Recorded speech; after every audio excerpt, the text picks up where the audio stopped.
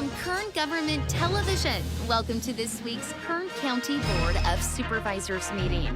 Originating from the County Administrative Center, located at 1115 Truxton Avenue in Bakersfield, California. Grounded in ideas, energy, and innovation, Kern County's vision is to be a driving force for the world's fifth largest economy. And our mission is to exceed expectations of the communities we serve, changing the way they feel about government, those who manage it, and the services it provides. Today's Kern County Board of Supervisors meeting will convene momentarily.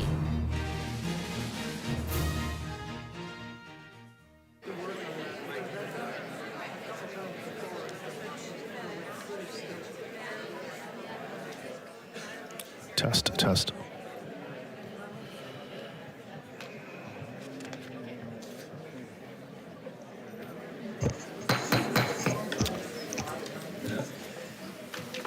Thank you and good morning to the regular meeting of the Board of Supervisors. Today is Tuesday, February 27th, 2024. You all know that, but I say that for the record. It's 9 a.m. Board to reconvene. First item is roll call. Supervisor Peters. Here. Supervisor Scrivener. Here. Supervisor Flores. Here. Supervisor Couch. Here. Supervisor Perez. Here. The next item is the salute to the flag. It will be led today by Private Henry Benavides. I hope I said that right. He served in the United States Marine Corps from 1988 to 1996. He's a lifelong member of the American Legion and has served his last 2 years as the Post 26 Commander. Among other responsibilities, he's responsible for the Veterans Day Parade. He's married with a son, dedicates his time to being an American Legion chairman, representing 14 posts in Tulare County and Kern County. Welcome. Thank you for your service. Lead us in the flag salute, and please remain standing for a moment of prayer, silence, or meditation, whichever you prefer, at the conclusion of that. Present arms. I pledge allegiance to the flag of the United States of America and to the republic for which it stands, one nation, under God, indivisible, with liberty and justice for all. Two.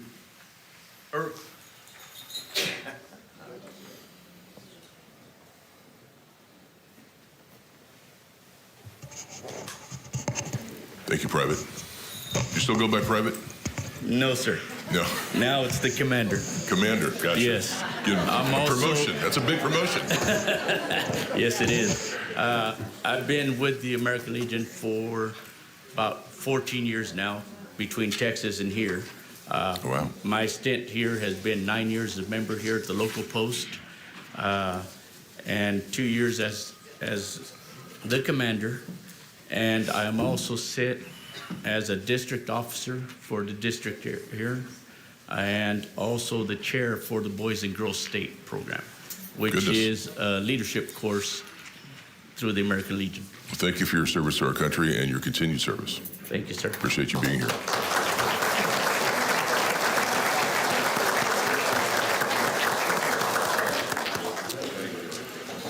The next item is the pet of the week. I didn't see Nick. Is he here? Yes. Okay.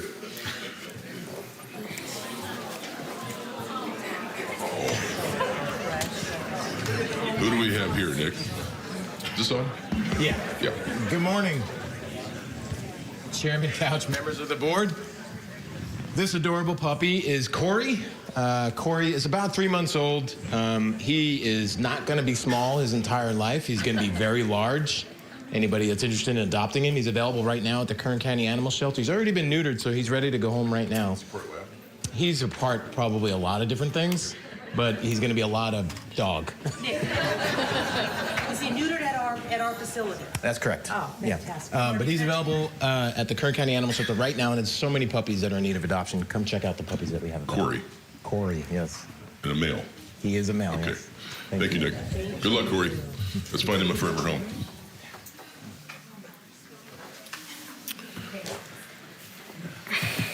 The next item is our consent agenda. Let me let you know what's on the consent agenda today. It starts on page 2, items 1 and 2, then 6 through 8. On page 3, it continues items 11 through 16. Page 4, all the items 17 through 23. Page 5, items 26 through 29. Page 6, all the items 30 through 35. Page 7, all the items 36 through 43. And on page 8, items 44 and 45. Is there anyone here that would, by the way, anything listed with a C or a CA above the item number is considered routine and non-controversial by staff. Those are what's considered the consent agenda. We can act on those all in one motion. Is there anyone here that would like to make a comment about anything that is on the consent agenda? I was told there might be someone here that wanted to make a comment about item 6, but they might not be here either. Motion on consent. You're ahead of me. So we have a motion on consent. Second. Please cast your votes.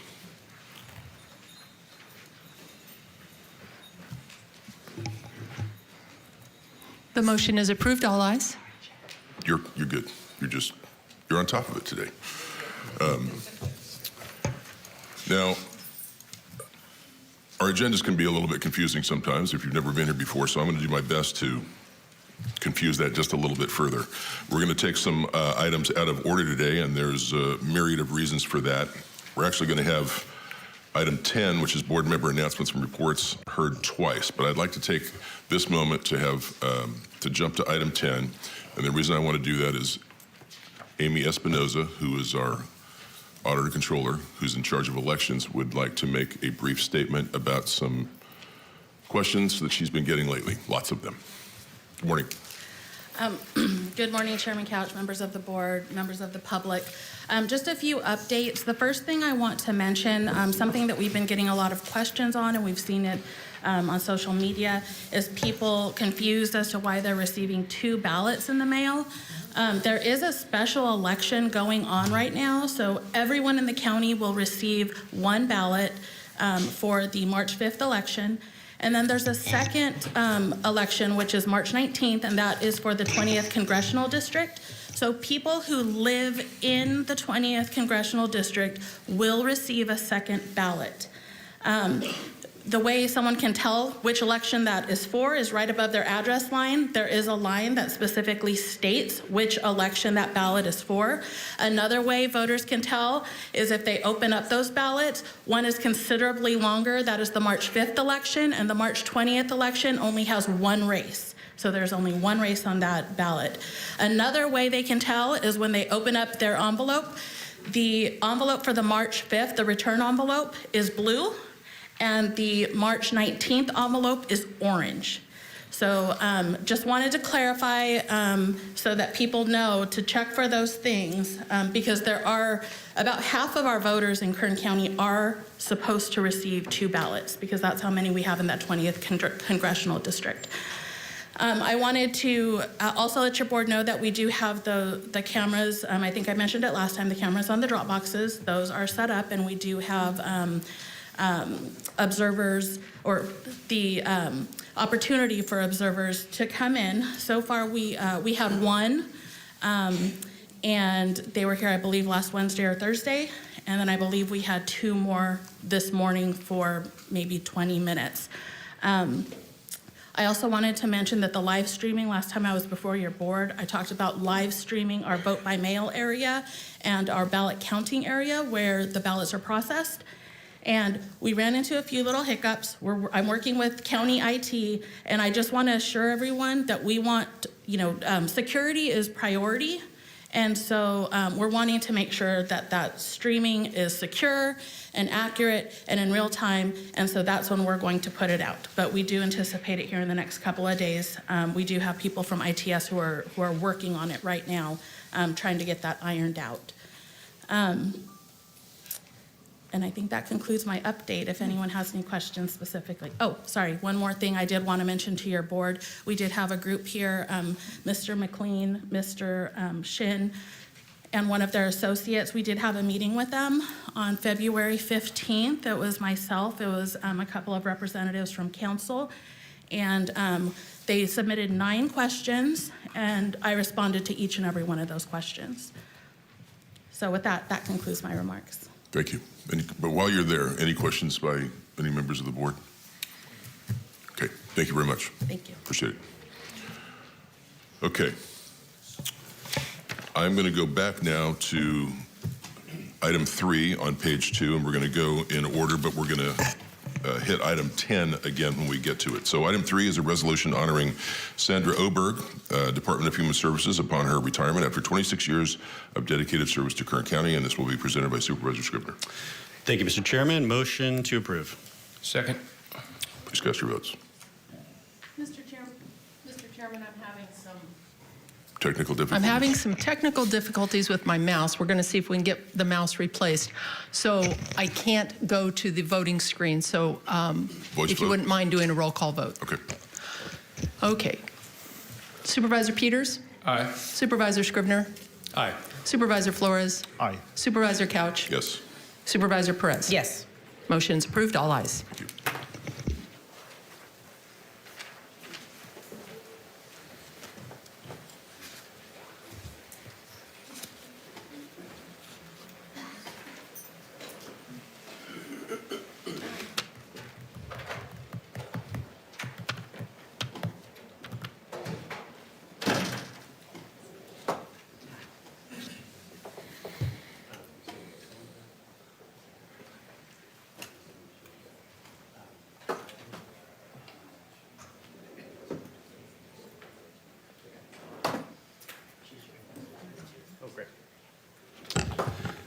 Well, good morning, Mr. Chairman and members of the board. It's a pleasure to be here today to honor one of our exceptional county employees who is retiring.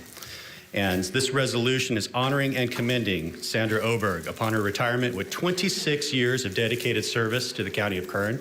I have with me her department head, Lito Murillo, director of our DHS department, and also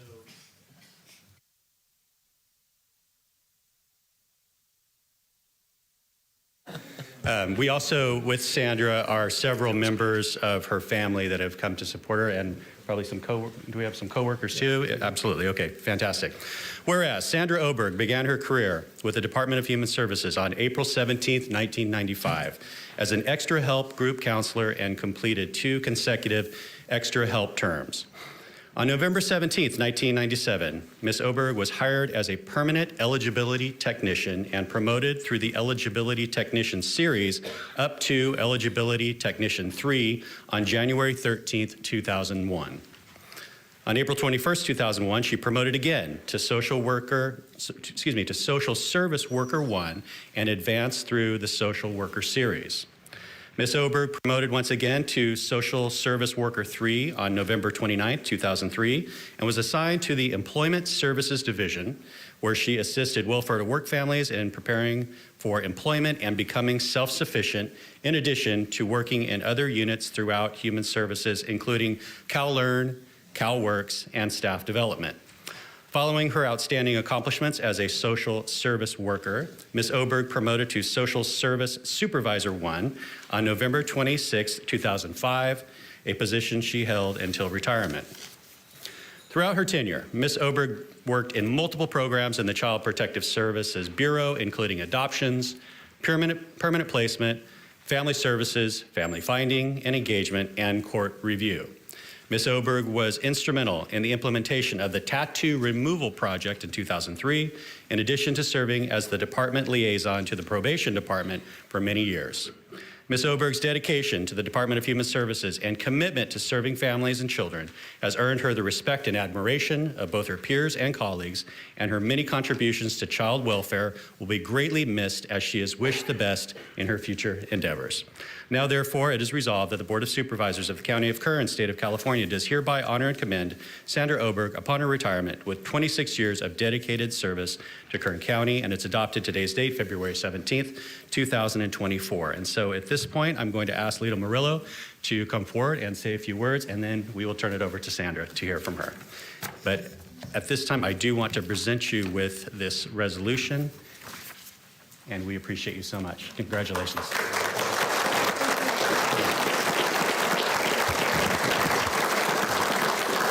Thank you, Supervisor Scribner, Mr. Chair, members of the board. Thank you for this honor. Obviously, I've had the opportunity to meet Sandy since 1997. I used to be an eligibility trainer, and she was one of our trainees. I'm not quite sure why she's retiring before me, but there you go.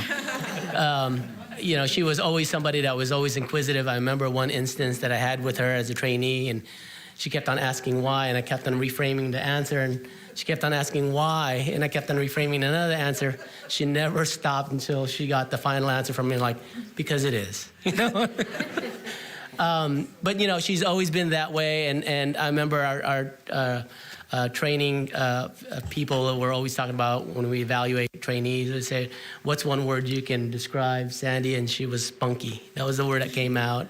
I want to thank you, Sandy, for all the years of service to DHS and the families and community that you serve. So I'm going to turn it over to Maria because she has a few more things to say about you specifically. Good morning, Chairman Couch and members of the board. I'm Maria Bermudez, the Assistant Director of Child Welfare Bureau, and I also have had the honor of working with Sandy. Me and Sandy started together our careers in 1995 at Jameson Center as group counselors, and she actually was my mentor there. So we've had many years, over 26 years together, and so I want to thank her for that. And she's served in so many different areas of the department. She has great knowledge. Her impact goes beyond her professional role. She's touched the lives of so many families in Kern County. She's had a lasting impression on staff and the staff that she's supervised and worked with. And Sandy, I just want to tell her thank you for her years of service, and she will be greatly missed. Sandy has told me she'll enjoy traveling and spending time with her 7 children and all her grandchildren upon her retirement. So on behalf of the department, thank you for being a true advocate for children and families in Kern County. And on behalf of the DHS family, thank you, and we wish you a wonderful retirement.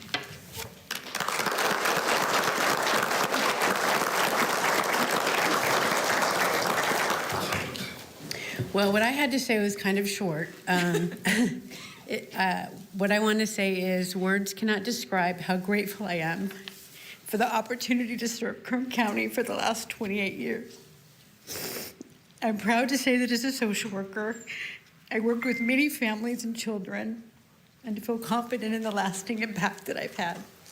So, thank you.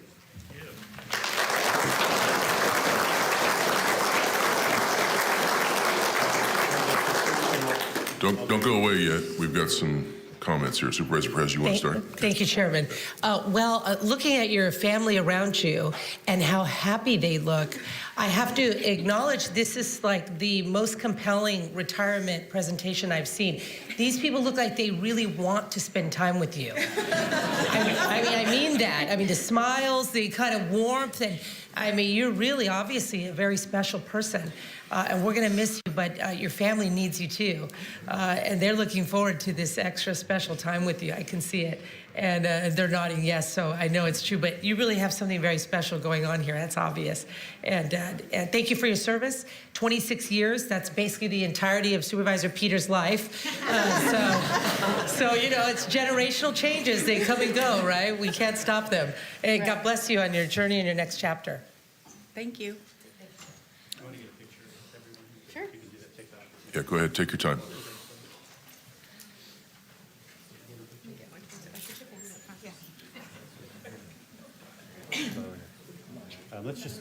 We're all going to get. So come in the middle here. And so big guys in the back, you know the drill. You want to come forward? Make sure, if you can't see the camera, they can see you. All right. Okay, back, Sandy.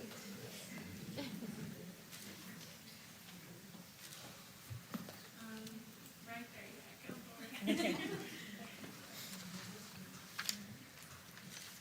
If the tall guy with the beard would get in the back, it'd be easier.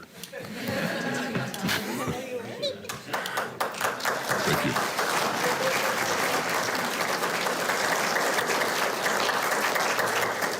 Thank you for your service to the county. Lito, let me, my staff has something for you, by the way. We got something from the city of Shafter, as an aside, that I think belongs in your department. And she, from the sounds of it, epitomizes your department. And my recent experience with your department with a particular friend of mine was pretty amazing. He called me on 8 o'clock at night on a Friday, right before Christmas, which I think was on a Tuesday. And you and your whole department really swung into action for him, and he was amazed at the level of service that he got from Kern County. So please pass that on. Thank you. Bet. Next item is item 4. It's to proclaim March 2024 as Social Work Awareness Appreciation Month, in Kern County, and it will be presented by Supervisor Peters. Thank you, Chairman. I'd like to move approval of item number 4. Second. You have a motion and a second by Supervisor Flores. Please cast your votes. The motion is approved. All ayes.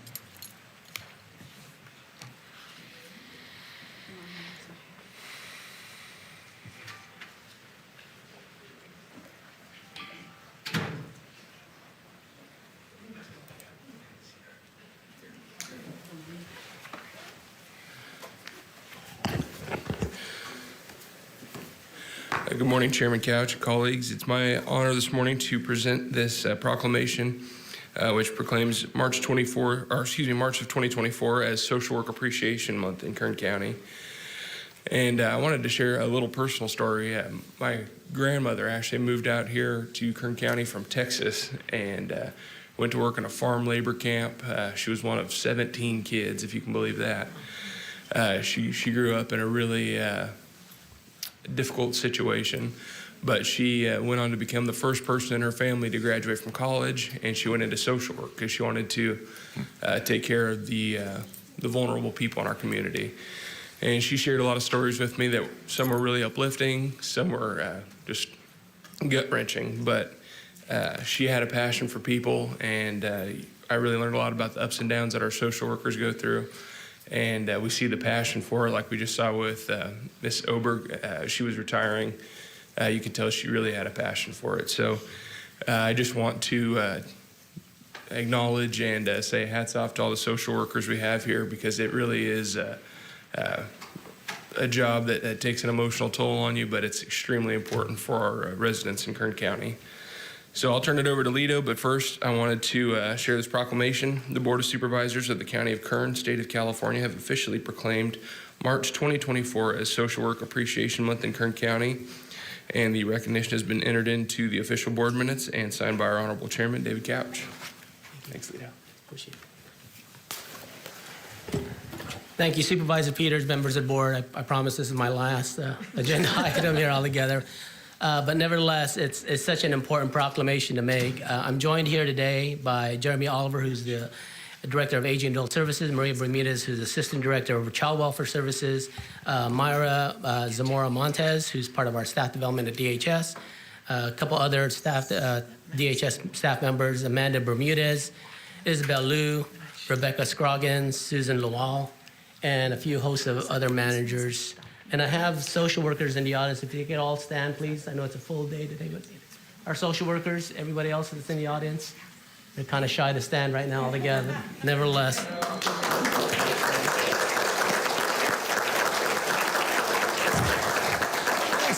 So I stand here before you today, thankful and grateful for the social workers in our community. It's important to recognize and honor the invaluable contributions our social workers make in our community every single day. Social workers really have one of the most difficult jobs in our county. They have the daunting responsibility of fixing our families and what they're faced with, whether it's substance abuse, mental health, domestic violence, homeless, and child abuse. And these are only a handful of areas our social workers must contend with on a daily basis. They deal with family dysfunction, poverty, and individuals who struggle to maintain their homes, let alone their own lives. Yet through all these challenges, our social workers persevere. They work tirelessly to support and uplift who are marginalized, vulnerable, and in need. Social workers find jobs for people. They establish home care. They investigate allegations of abuse and neglect for our seniors and kids in our community. They provide emotional support, often having to navigate through these challenges that I mentioned above, all the while staying in compliance with state regulations and court mandates. They're not perfect, but neither are the circumstances they're confronted with on a day in, day out basis. This is why I'm so grateful to our social workers in our community. It's a hard job, but they show up every single day giving their heart and soul to what they do. And I want to thank them for that. I have a short video that I'm going to show that's going to give you a little snippet of what a social worker does. If I could have Kago play the video. We work with families on reunifying children by offering them services and by mitigating the concerns that brought them into protective custody. Visits are a very important component of family reunification. One of the main indicators if a family is going to successfully reunify is the ability for families not only, or for parents not only to visit, but for parents also to engage with the children in a very specific way while they're visiting. Our plan is not to be a permanent factor in our families' lives. Our plan is to be there for a short period of time and use that time as effectively as possible to provide all the education, all the services that are necessary. And visits are just a pivotal part because we actually get to see the parent interact with the child. Again, I want to thank our social workers that are here with me today and also that are back at the office, obviously, working on cases and so forth. I'm going to turn it over to Maria Bermudez now, who's the Assistant Director over Child Welfare Services. Again, it's an honor to be here today to honor social workers. There's not much more to say than what Lito already added because social workers are in the community and they transcend the community into a more healthy community. And so they offer a listening ear, a helping hand, and a supportive shoulder to lean on during the most challenging times and moments in a family's life or a child's life. So to all those social workers in the audience and listening today, you are making a profound difference in the lives of those you serve. So thank you for your unwavering dedication and compassion.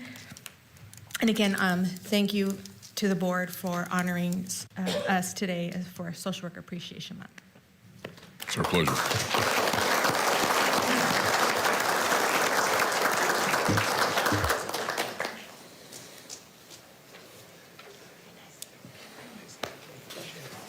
Oh, sorry. Oh, yeah. Hey, guys.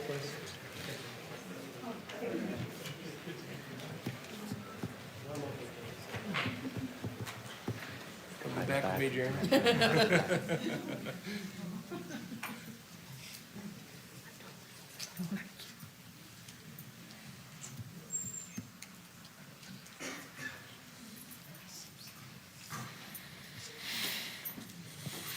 What a good-looking group.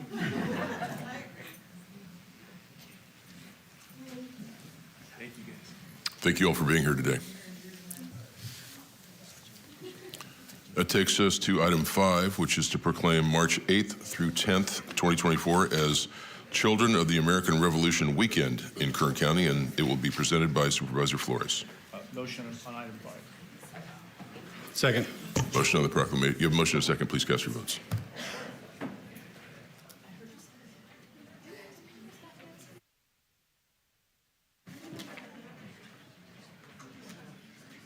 Kathy, I think I may have done it again. Oh, we're good. The motion is approved. Okay. The motion is approved, all ayes.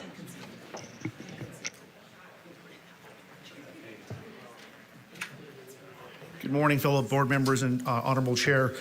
Today I'm here to present to CAR, and this is not the car that you drive, but this is the car that drives America. And what CAR is, it's the nation's oldest and largest patriotic youth organization, founded in April 5th, 1895. Focuses on patriotism, service, education, and American heritage. The National Association trains good citizens, develops leaders, promotes love of the United States and heritage among our youth. And just, if you ever become disillusioned about some of the things you see on television or Facebook or social media or youth, do know that we are in the best of hands. And I think this is something that every generation goes through. The greatest generation probably thought that about the boomers. The boomers thought that about Gen X. Gen X thought that about Gen Y. Y thinks it about Z. Z about Alpha. You get the point. But seriously, these are the guardians of Americanism, patriotism, education, virtue, and we are honored to have the local chapter and the state president come from Kern County, and the convention is going to be in Kern County. We're going to showcase the best that's going to be at the Kern County Museum. They're going to learn about our history. our industries, what makes us special, and what makes us the other California. And it's an other California to be proud of, because we are leaders in innovation, leaders in industry, leaders in energy, ag, and those are the things that make us proud. So at this time, I'd like to bring up Sophie Kaufman. She's the state president of the California State Society, and also Alex Bowles, who's the president of the Betsy Ross Local Group Society, and have them say a few words about their group and about the convention. Welcome. Chairman Couch and Honorable Board of Supervisors, my name is Alexandra Bowles, and I am the president of the Betsy Ross Society, Children of the American Revolution. The Betsy Ross Society was organized in 2019 and is actively involved in Kern County. It is our pleasure to be hosting the California State Society Annual Conference here in Kern County. I now turn it over to California State President of the Children of the American Revolution, Sophia Kaufman. Chairman Couch and members of the board, my name is Sophia Kaufman, and I am president of the California State Society, Children of the American Revolution. CAR is the nation's oldest patriotic youth organization, founded in 1895. And NSCAR focuses on patriotism, service, and education about our American heritage. The National Society of the Children of the American Revolution trains good citizens, develops leaders, and promotes love of the United States of America and its heritage among young people.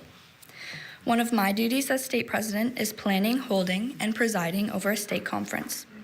In choosing a location for our state conference, I thought of no better place than right here in Kern County. The conference will be held March 8th through 10th, 2024 at the Kern County Museum, and CAR members from all over the state will be introduced to Kern County's rich and diverse history. Our national theme and project, Cultivating Tomorrow's Leaders, focuses on our country's agricultural history, participating in agricultural service, and leadership development. What better place to showcase agriculture than Kern County, a place that feeds the world? And a special thank you to Supervisor Flores for his assistance. Another duty of the state president is to pick a nonprofit organization and create a state project. For my term, I chose to partner with the My Stuff Bags Foundation. Located in Westlake Village, California, the My Stuff Bags Foundation provides individual duffels of new belongings to children in foster care and children who have been rescued from abuse, neglect, homelessness, abandonment, and domestic violence. More than 300,000 children enter foster care each year, and tens of thousands more flee domestic violence and enter shelters with their mothers. Traumatized by the events leading to their removal from home, these children often enter foster care and crisis shelters with nothing of their own. Locally, My Stuff Bags are used at the Department of Human Services, the Kern County Family Justice Center, and the Open Door Network. One of the ways a state president raises funds for this project is by the sale of a state president's pin. As a token of appreciation to your board, I am presenting each of you with my Comfort for Kids State Project pin. Again, thank you for proclaiming March 8th through 10th, 2024 as Children of the American Revolution Weekend in Kern County. Thank you, sir.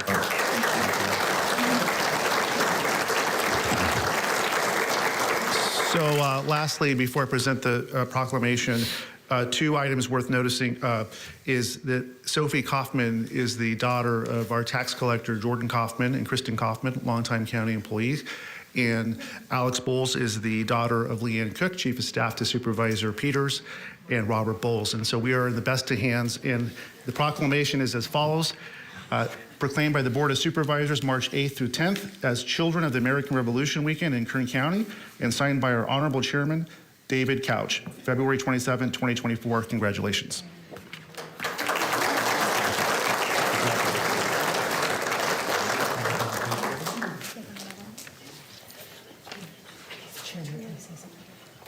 Supervisor Perez.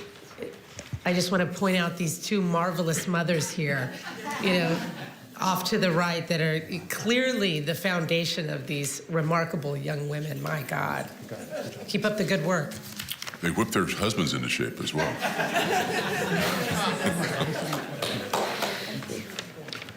For them too? Yeah. For the board? Yeah. Thank you both for being here and for what you're involved in. Appreciate it. That takes us, I believe, to item 9, which is public presentations. This portion of the meeting is reserved for persons to make comments about a matter that is not on the agenda but is under the jurisdiction of the board. We try to limit our comments to 2 minutes. Who would like to be first? We do our best to limit our comments to 2 minutes. Good morning. Good morning. Supervisors of the great county of Kern. Thank you for your service. Kern County is a great place to live. I'm going to read a parable out of the scriptures after I talk to somebody here. Sorry about that. Can you give us your name, too, for the record? Yeah, I'm sorry. Bill Fallgetter. You got it. Forgive me for the call. Thank you. Hope it doesn't come back. Supervisors, we have voted citizens of Kern County, and God has appointed you over us to make decisions, to supervise the work of running a county. So thank you for your work and your decisions that hopefully are truthful and just for the citizenry. This parable's for all of us. Then Jesus told his disciples a parable to show them that they should always pray and not give up. He said, in a certain town, there was a judge who neither feared God nor cared what people thought. And there was a widow in that town who kept coming to him with the plea, grant me justice against my adversaries. For some time he refused, but finally he said to himself, even though I don't fear God or care about the people, care what people think, yet because this widow keeps bothering me, I will see that she gets justice so that she won't eventually come and attack me. That's not a threat, by the way. That's her commitment to her cause. And the Lord said, listen to what the unjust judge says. And will not God bring about justice for his chosen ones who cry out to him day and night? Will he keep putting them off? I tell you, he will see that they get justice and quickly. However, when the Son of Man comes, will he find faith on the earth? I'm almost out. Glad you're all here. Take part in the governing of our county. I think it's terrific. I'm a neophyte to this. So God bless each of you and also the council. Thank you, Mr. Fallgetter. Who'll be next?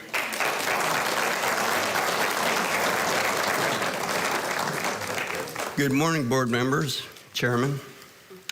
I would like to take a second just to congratulate our governor. My name is Charles Shin. I'm a retired Marine, S-H-I-N-N. Our governor is probably the most recalled governor in the history of the United States now. He was served on Monday. From New California State, who just conducted a demo election on the 27th of January, to a reminder to every citizen and all county boards across California how effectively hand counting ballots at the precinct level is. And while many hand counting methods would be just as successful, New California chose the Colorado clear box method. Here are the results. New California was able to tally just under 1,000 ballots simultaneously in 20 minutes across the state. The quickest tallying times were 16 to 17 seconds per ballot. Using the Colorado method, if we doubled the tallying times to 32 seconds per ballot, each 1,200 voter precinct can have those 1,200 ballots tallied simultaneously in less than 3 hours. After the last voter has cast their vote, and the entire state results will be posted on election night. That's same-day results. Citizens shared that New California state tallying method was more efficient, than the telling process they remembered from before the machines were implemented. And we used to hand count ballots for over 200 years. And the clear box and observable tallying method, voters experience a completely transparent election from start to finish. All California state boards need to recognize that the elections belong to we the citizens, not county officials, and certainly not state or federal entities. The citizens demand that the control of their elections be returned and that hand counting in small precincts be reinstated immediately. Thank you. Thank you, Mr. Shin.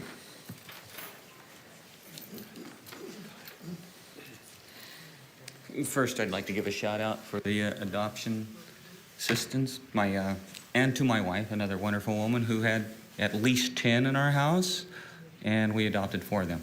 So I am all for their program. My name is Jess Sanders. I wanted to address Letitia because she asked me about ballot pictures and things of the past, so I didn't have those then. I did go out and get some pictures of some, and of people that haven't been in this state for 8 years. One of 5 years, one's dead. There's 14 here, 3 of them in area 3, 7, and in area 5, and 3 and 2 that just, and it's all come off of the voter rolls. So they're out of state, not been in those residents for over a year, and they're still getting mailed in ballots. Now, one of these ladies that didn't want to be identified actually said, oh, there's already been somebody here to collect them, but we had destroyed them or mailed them back in. I can't remember which one she did, from the Huerta group. And that was in Area 5, which is why I don't believe Aaron Davis has a fair shake there. But I have 2 pictures of 2 that have been out of state, one for 5 years, one for 8 years. One has had her name changed 5 years ago, and she's still getting stuff mailed to her father's address. One of the people in Area 5 got her ballot. She died a year and a half ago. When you're saying area, do you mean supervisorial district? District. Thank you. Your districts. Gotcha. So, just to let you know, if you want to see the pictures, I can actually get you some ballots. Some of these people, which I appreciated, were highly upset that I even asked to see somebody else's ballot form. I said, I just want evidence that it was mailed to your house. So let me take a picture of it, or that, and I've got some of those pictures. Some of them said we've already mailed them back, which is just another vote for whoever they want to vote for at this point. So, do you have pictures you'd like to give to the clerk?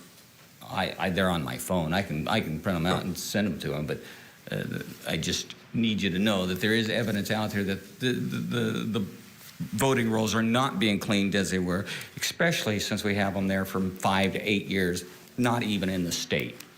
We would like to have them. Thank you. When you get a chance. Thank you. Who'll be next?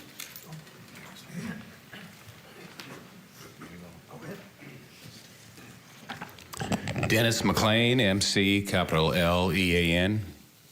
Good morning, Chairman Couch, board members, CAO, county council, and attending staff.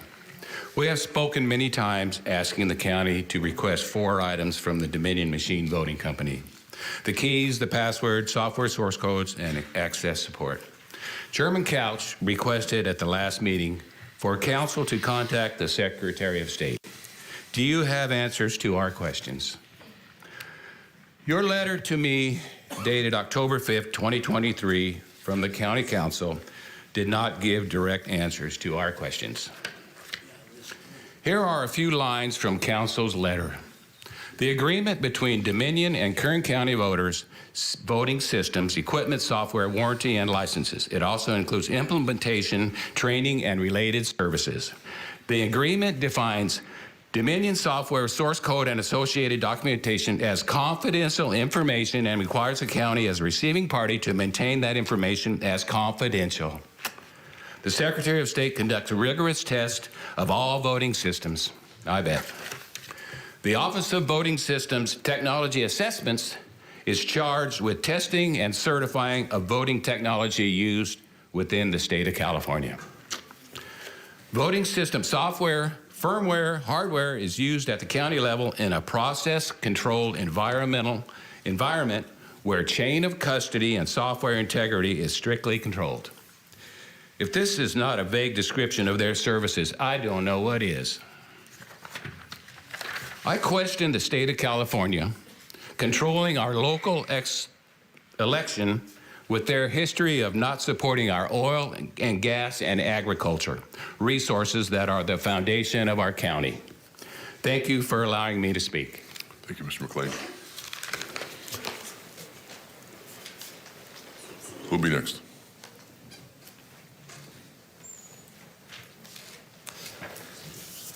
Andy Hensel, H-E-N-S-E-L.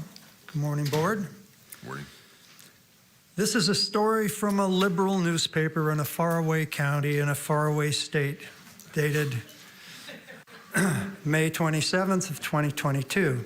And I read, the election officials said it was a programming mistake that caused an inaccurate vote count in the county commissioner or supervisor race. No other races were affected. Here's a quote from the state election director. Paper ballots will ensure accurate results. Let that sink in. He went on to say, our staff not only followed the proper procedures in advance, but responded with urgency when the error came to light. Now, I might add that it only came to light because Michelle Spears objected to getting 0 votes for commissioner in the precinct where she and her husband voted. According to the Secretary of State's office, a series of programming changes to the scanners contributed to the erroneous count. These are the same scanners and other voting equipment that the state had recently purchased for over $138 million. Here's a graph of the outcome of the commissioner's race.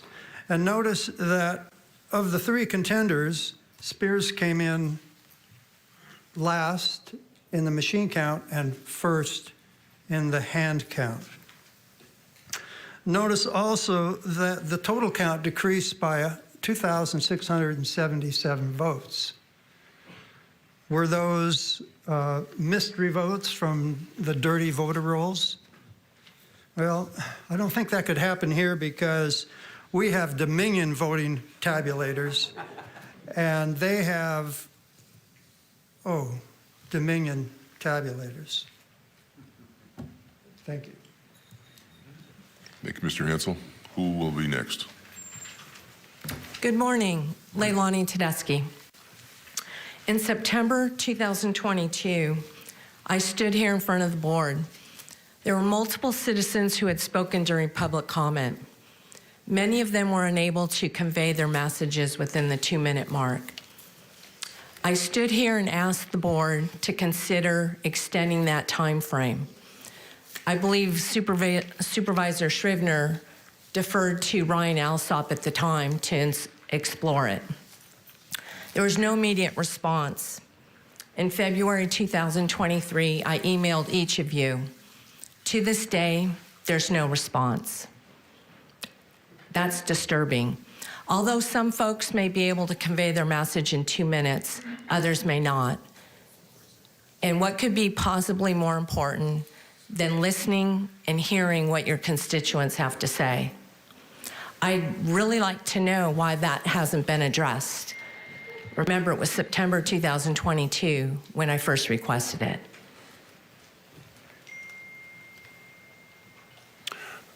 Let me go back and I don't read the full statement that I could read before the consent agenda or before, before public presentations. But it says you may ask a question for clarification, make a referral. This is the board I'm talking about. make a referral to staff for factual information, or request staff to report back at a later board meeting. It's not really a time for a question and answer or back and forth. That's not what public statements on our agenda is for. So I know you're asking a question that you want a response to from each board member. Well, but that's not what this. Not this necessarily, but I want a commitment. I'm sorry, I was speaking while you were interrupting, so let me just finish and then you can go right ahead. That's not what this moment is for. That's all I wanted to say. Now you go ahead. Well, we just ask for your commitment to explore that. It's a reasonable request. You want us to explore extending the public statement's time period of 2 minutes? Yes. To what would be, in your opinion, what do you want us to explore it to? Perhaps up to 5 minutes? Per speaker? Yes. If there's, I mean, not all the meetings are consumed with 100 people that want to speak. I'm just trying to get a sense of what your request is. Okay. Something reasonable, because there's a lot of speakers, not just the folks that have been speaking about elections, but other matters too. In fact, in September 22, when I requested it, was after many speakers on different topics were being cut off. So it's a reasonable request. There are many other counties that afford their constituents longer than 2 minutes, and we're curious why Kern County holds everybody to 2 minutes. Well, if you notice in the very beginning of the meeting, I say we do our best to keep people to 2 minutes, but almost everybody goes over 2 minutes. Okay. And we don't really chop them off. Well, Supervisor Flores did. You do not. Supervisor Flores interrupted almost every single speaker. So I made my point. Thank you. I'll sit down. Thank you. Appreciate your help. We'll be next.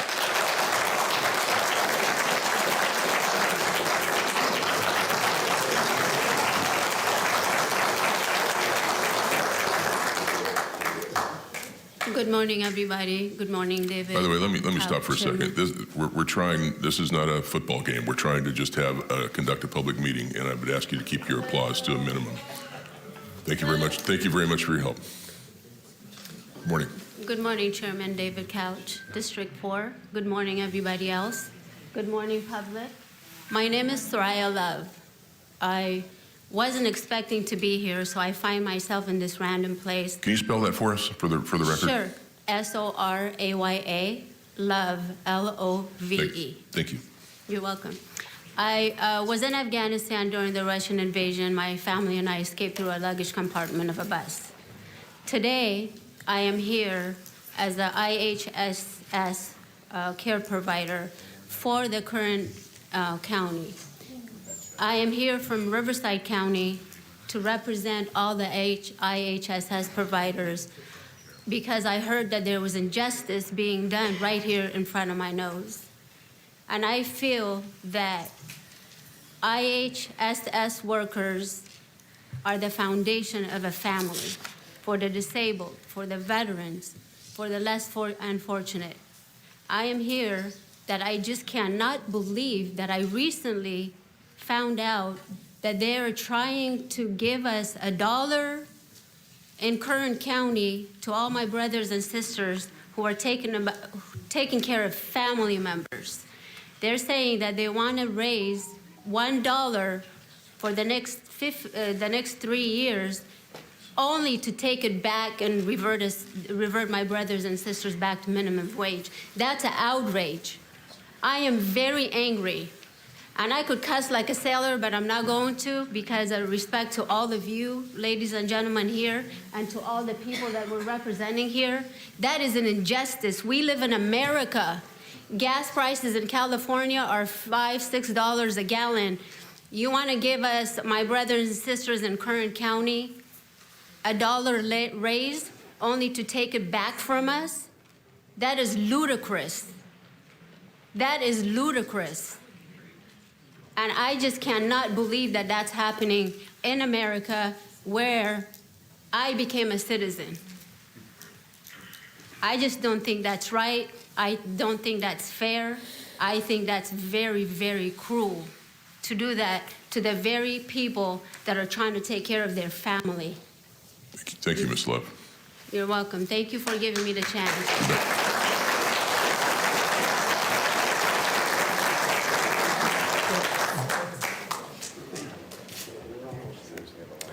Good morning, Board. My name is Glenn Clayton, C-L-A-Y-T-O-N. In a recent ruling, the Supreme Court of the state of New York overturned a New York City law that would have allowed non-citizens to vote in municipal elections. The ruling affected an estimated 800,000 residents who were not citizens to vote. The overturned law was passed in December 2021, but was faced with legal challenges. In his ruling, the judge suggested that the law was unconstitutional, and he said this: "We determined that this local law was enacted by violation of the New York State Constitution and the municipal home rule law, and thus must be declared null and void in a 3-to-1 decision." The judges concurred that the state constitution explicitly defines the right to vote as pertaining to citizens only. My question to the board today is a simple one. Do you know of, are there plans to allow non-citizens to vote in upcoming elections? If so, this disenfranchises, deprives, negates tax-paying citizens of their vote. And I believe that such a law would be struck down by the courts as unconstitutional according to California constitutional law, such as Article 2, Section 2, and federal Constitution law in the 14th Amendment. So I appreciate your time, and I look forward to your response. Thank you, Mr. Clayton. Who'll be next? Good morning. Good morning. Ron Barger. The Public Interest Legal Foundation, PILF, is suing election officials in Alameda County for refusing to disclose foreign nationals who are on their voter rolls and have voted in the past elections. February of 24, PILF filed a lawsuit against Alameda County Registrar Timothy Dupree, accusing him of not cooperating with disclosure of evidence, violating National Voters Registration Act, NVRA. PILF President Christian Adams states, "The public has the right to inspect election records, including these important records that reveal mistakes and errors by officials." Lawyers with the PILF said records show foreign nationals being registered to vote is not uncommon. Example, nearly 200 foreign nationals have been purged from Pima County, Arizona voter rolls since 2021, 65% of whom landed on the voter rolls thanks to a third-party registration drive. Similarly, there are 220 that voter registrations canceled in Maricopa, which have been on the county's voter rolls for nearly 30 years. The case is Public Interest Legal Foundation versus Dupree, number 324-CV00679-LB in the United States District Court. This is written by John Binder, reporter for Brevard News, February 20, 2024.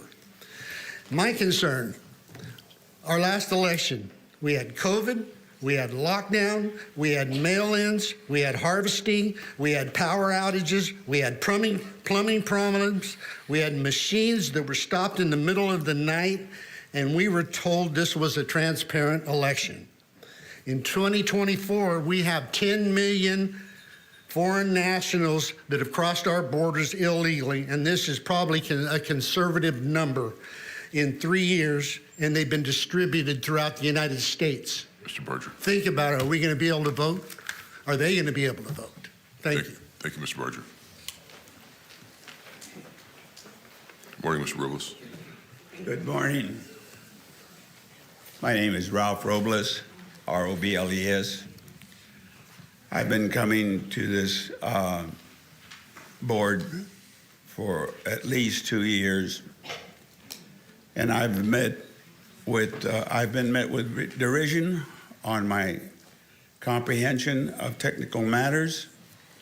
I've been called a election denier, a purveyor of misinformation, disinformation, malinformation, and my patriotism has been questioned.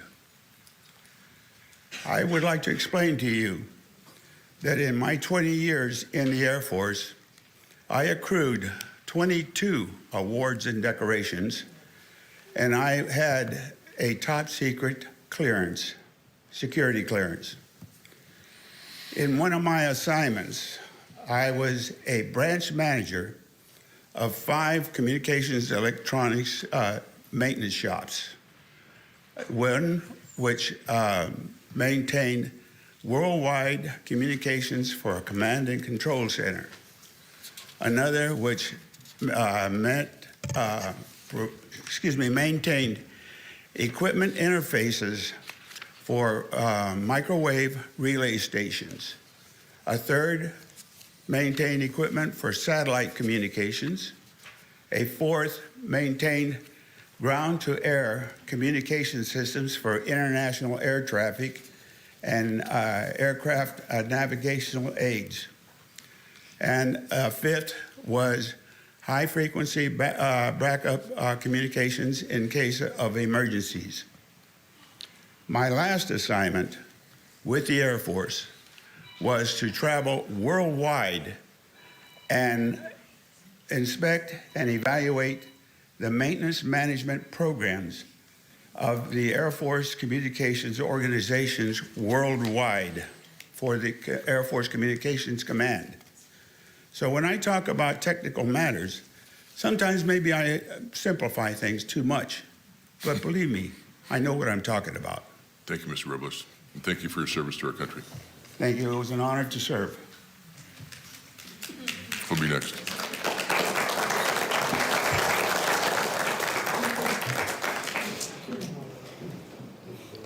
Good morning. My name's Mary Little. I'm running for Supervisor Area, District 1.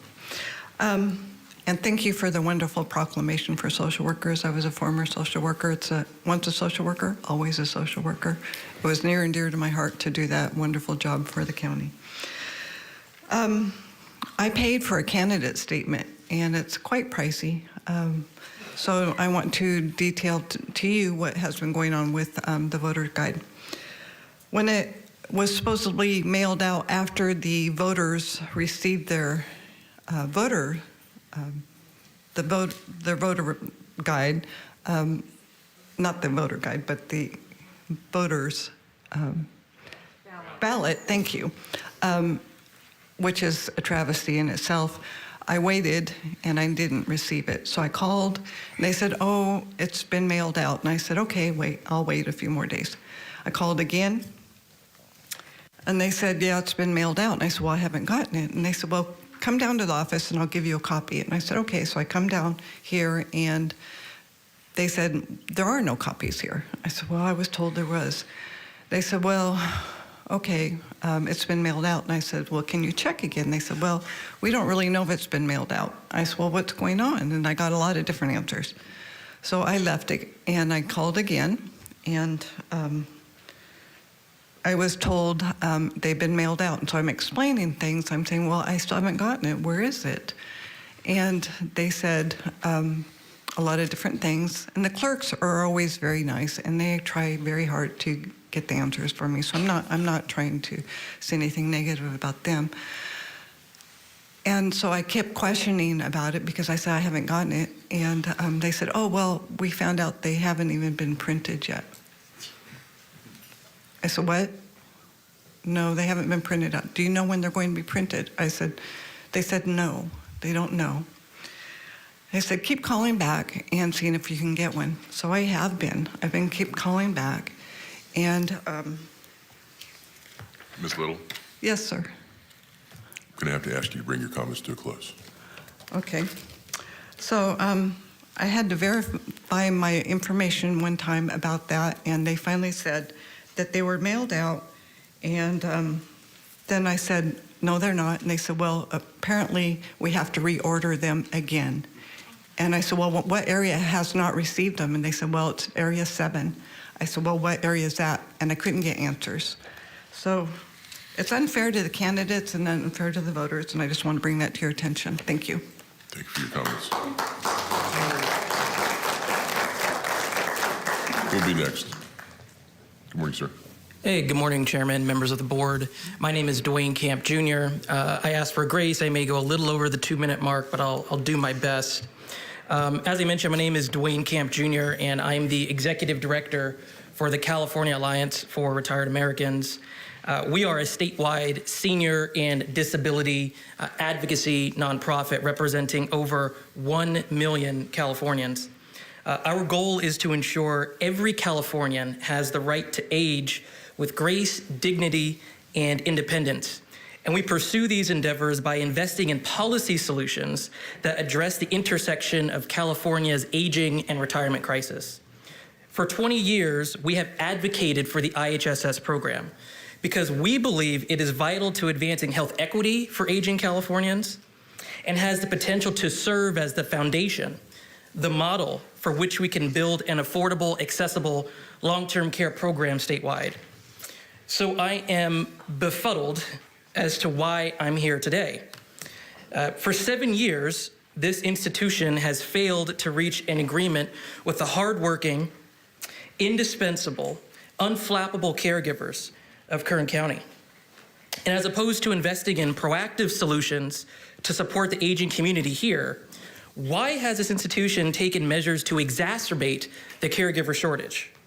Why would this institution appropriate public dollars to pay a penalty for failing to reach an agreement with IHSS providers, as opposed to investing those same public dollars to support the most vulnerable communities in this county? Why would this institution forego the economic stimulus attributed to raising wages for IHSS providers and thereby bolstering the economy? And after 7 years of hostility and volatility, how is this solution offering a regressive contract that strips away wage increases after 3 years? Now, this system for counties, workers, and their representatives to collectively bargain in good faith is not broken. For those watching on the live stream, for those in the public and gathered here today, this system is not broken. But this institution is breaking a system that rewards good faith bargaining. Mr. Camp. I'll close with this. Mr. Camp, thank you. It's not too late. I beckon each member of this board to find your better angels, to come to a fair agreement for these hardworking providers, because it is obvious they deserve it. And as I mentioned, they are indispensable to the long-term care infrastructure here and statewide. And to my UDW family, you are not alone. You are recognized. And even though you may not achieve progress today, we shall overcome one day together. Mr. Thank you. Camp, thank you for your comments today.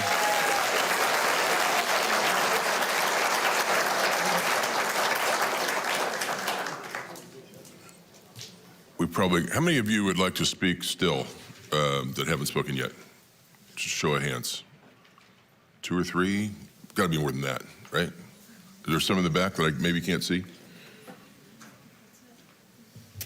There's one back there in the middle.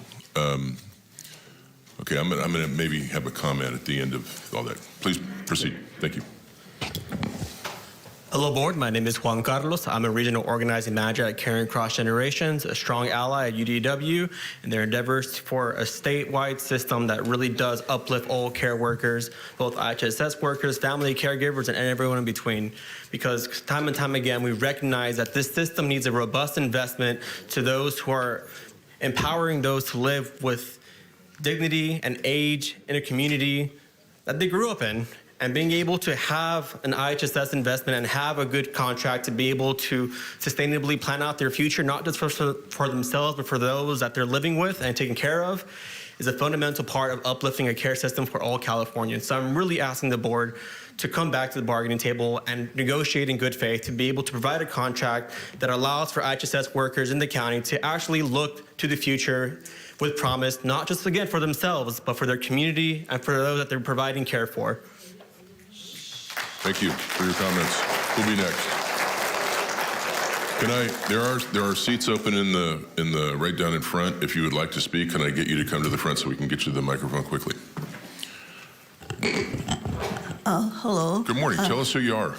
My name is Dolores Huerta, and I'm the president of the Dolores Huerta Foundation, and we are based here in the Central Valley. We have 14 chapters, and also one up there in the Antelope Valley in Los Angeles County. And I'm here also to speak on behalf of the home health care workers, the United Domestic Workers Union. You know, actually, when you think of the work that they do to be able to take people that need the care, many who might be elderly, some who may be disabled, et cetera, and they actually save the county a lot of money by the work that they do. Now, it is very difficult for them to be able to take care of the people that they are assigned to unless they themselves are healthy. And the fact that you do not want to give them a living wage, I think is disgraceful. Kern County is not a poor county. This is a very rich county. We're rich in oil, we're rich in agricultural, et cetera. And so there is really no excuse for not to be able to give them a living wage. We know that there has been inflation. People are having a hard time right now just keeping up with the cost of living. And had the cost of living, had wages gone up with the cost of living, our minimum wage should be something like $50 an hour. Not $15 an hour, $50 an hour. So you have a responsibility to all of the people in this county. And you should be very thankful and grateful that you have partners out there in the community, like the home health care workers that are taking care of your constituents. Okay? Do the right thing, all right? Negotiate a fair wage for the home health care workers. Thank you. Thank you for your comments. Who'll be next? If we could get everyone to come to the front, if there are others of you that would like to speak, I'd like to get you to come to the front row so we can get you up to the microphone quickly.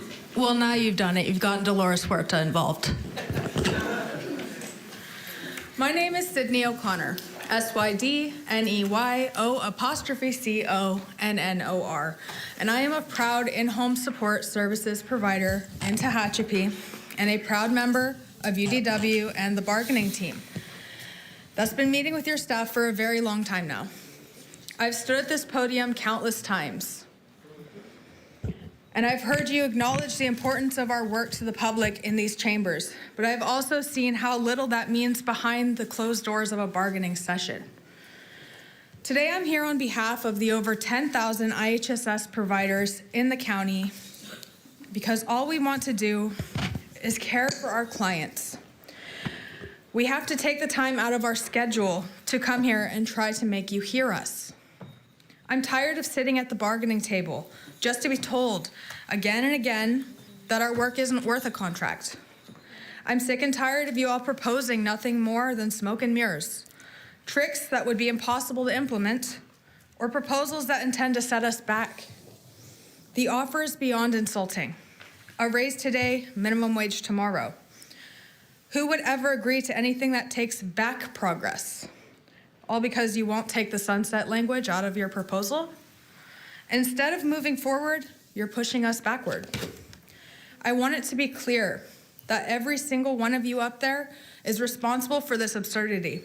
Not one of you is doing the job you are being paid to do. And you're wasting the time of us life-saving care workers across the county, along with local funds, simply out of stubbornness. All we are asking is for a sensible contract. No sunset language. Why is that so hard for you to understand? Why is it so hard for you to see us and hear us? Forward, not backward. Forward! Thank you.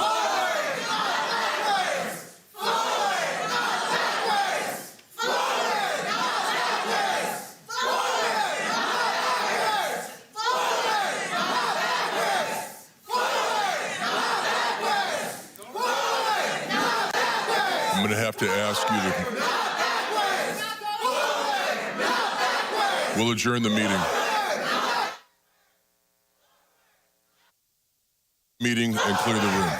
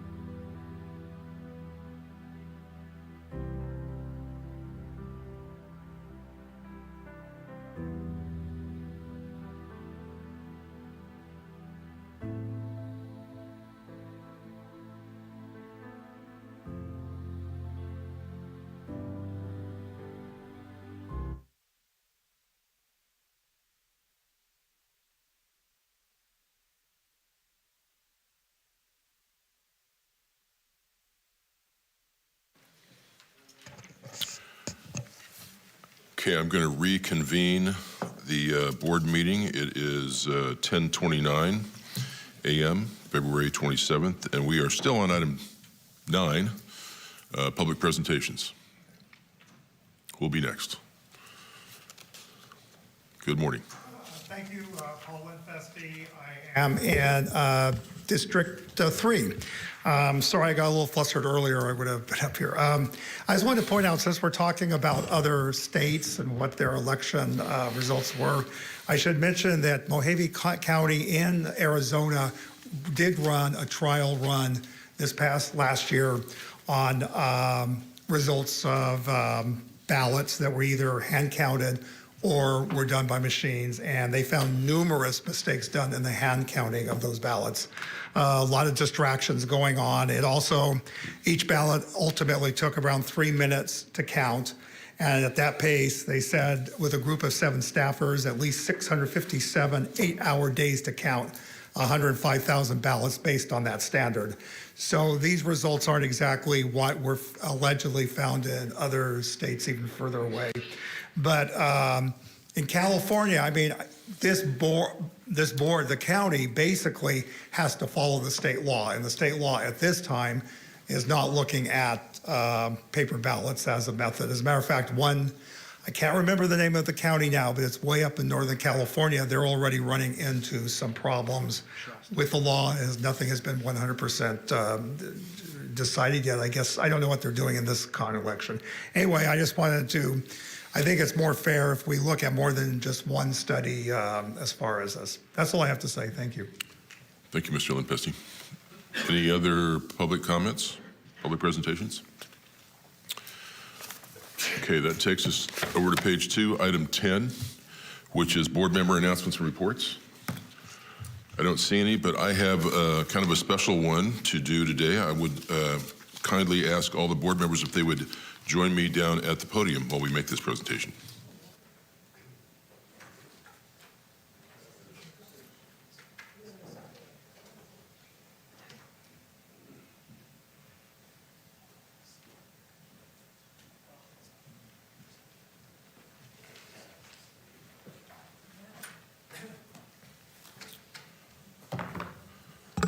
Guess I really can't address the board and the chairman from here, can I? So I'm addressing the board who's behind me and all the staff. I have a special announcement. This week is Kern County Employee Appreciation Week. Our board wants to take a moment to honor the outstanding work of our nearly 8,000 employees. From keeping our community safe to caring for children and animals, the hardworking people within our organization are the epitome of public servants. Kern County spans nearly 40 departments and divisions. You can thank our staff for making your roads smooth on your commute to work, to ensuring you have access to mental health resources, to instilling literacy and education through our many libraries. From all of us on the Board of Supervisors, I would like to honor the hard work, creativity, commitment, and talent of each and every Kern County employee. Your efforts are valued and appreciated, and we look forward to celebrating all of you this week. So I'm going to read this certificate of recognition into the record. It says, presented to Kern County Human Resources Division on behalf of all of our county employees, a recognition and celebration of Kern County Employee Appreciation Week, held February 26th through March 1, 2024, and honoring the outstanding work of the county's nearly 8,000 employees for exemplary public service and civic contributions to the community in Kern County. It's dated today. It's signed by all of us, and I want to pass this off to Tracy Eldridge, who is our interim Chief Human Resources Officer, and let you make a couple of comments. You're only speaking on behalf of 8,000 people, so try to cover all of their sentiments at once. Thank you. Chairman Couch and Board of Supervisors, thank you on behalf of all nearly 8,000 county employees. We are very excited to recognize our outstanding Kern County employees this week. We want to thank our community partners that have offered discounts to employees throughout the week and encourage our employees to visit their establishments. Events for the remainder of the week include Wellness Wednesday.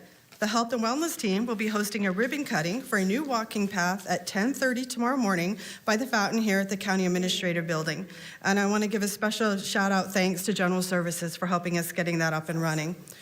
We'll also be offering 4 EAP classes throughout the day that will be live streamed for all employees to participate. Thankful Thursdays, departments will be hosting special events for their employees. Fun Friday, the Kern Goldies Award Ceremony will take place at 10 a.m. here in the board chambers. And Friday evening, all employees are invited to Kern County Employee Night at Condorstown, right next door. Thank you again, and the Human Resources Division looks forward to recognizing and connecting with all county employees throughout the week. Thank you. Awesome.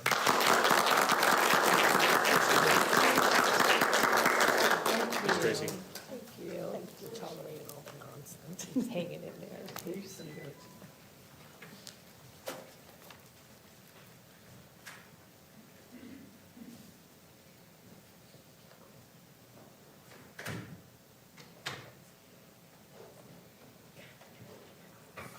All right, thank you guys for joining me down there to do that. I thought it was best if all 5 of us did that for 8,000 plus employees. Okay, that takes us, I believe, over to items 24 and 25. Are we hearing those one at a time or concurrently? One at a time. Okay, excuse me. 24 is a mid-year status update for the fiscal year 23-24 budget and proposed mid-year budgetary adjustments. I won't go into all the other detail, but that's essentially what it is. Mr. Zerbis. Yes, Chairman Couch and members of the board. Our Chief Financial Officer, Ms. Elsa Martinez, is going to present this item this morning. Thank you. Thank you. Good morning. Good morning, Mr. Chairman and members of the board. We are pleased to present the county's fiscal year 23-24 mid-year report. The budget is a very delicate balancing act. Your board has to look more globally when we're adopting the budget for all the programs and the finances that we have available to fund all those programs. There is not one program that is more important than other.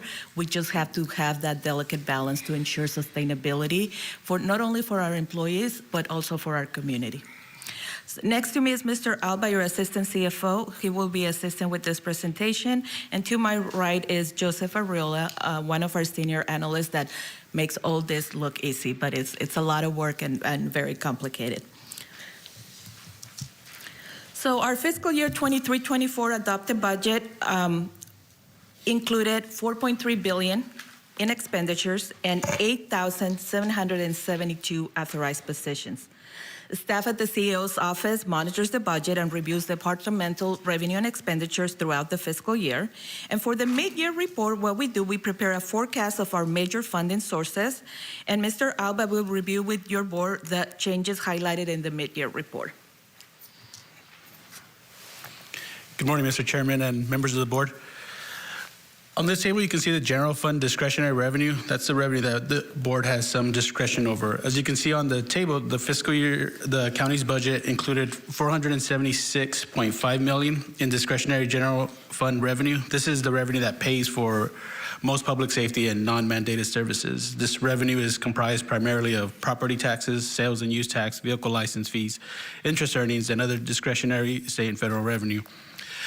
The table also includes the forecast, which is projected to exceed estimates by $36.3 million or 7.62%.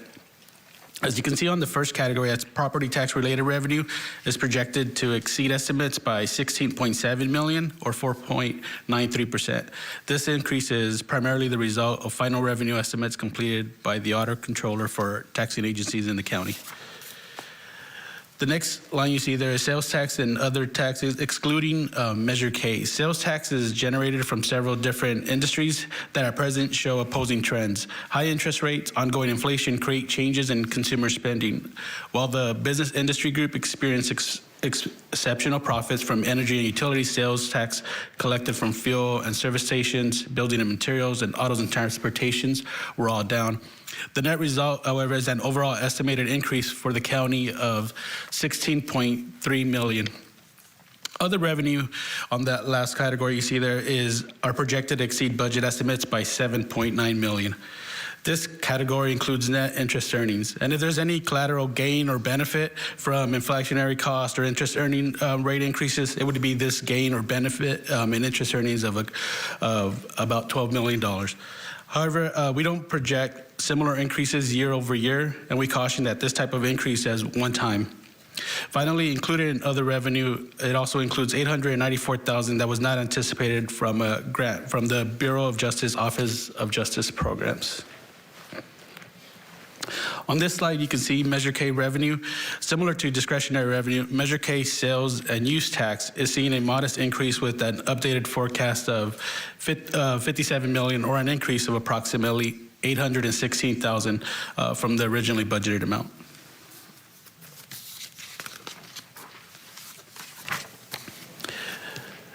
This slide here shows 1991 and 2011 realignment. The graph shows the funding for realigned state and programs to local governments. Realigned programs involve a shift of program responsibilities from the state to the county.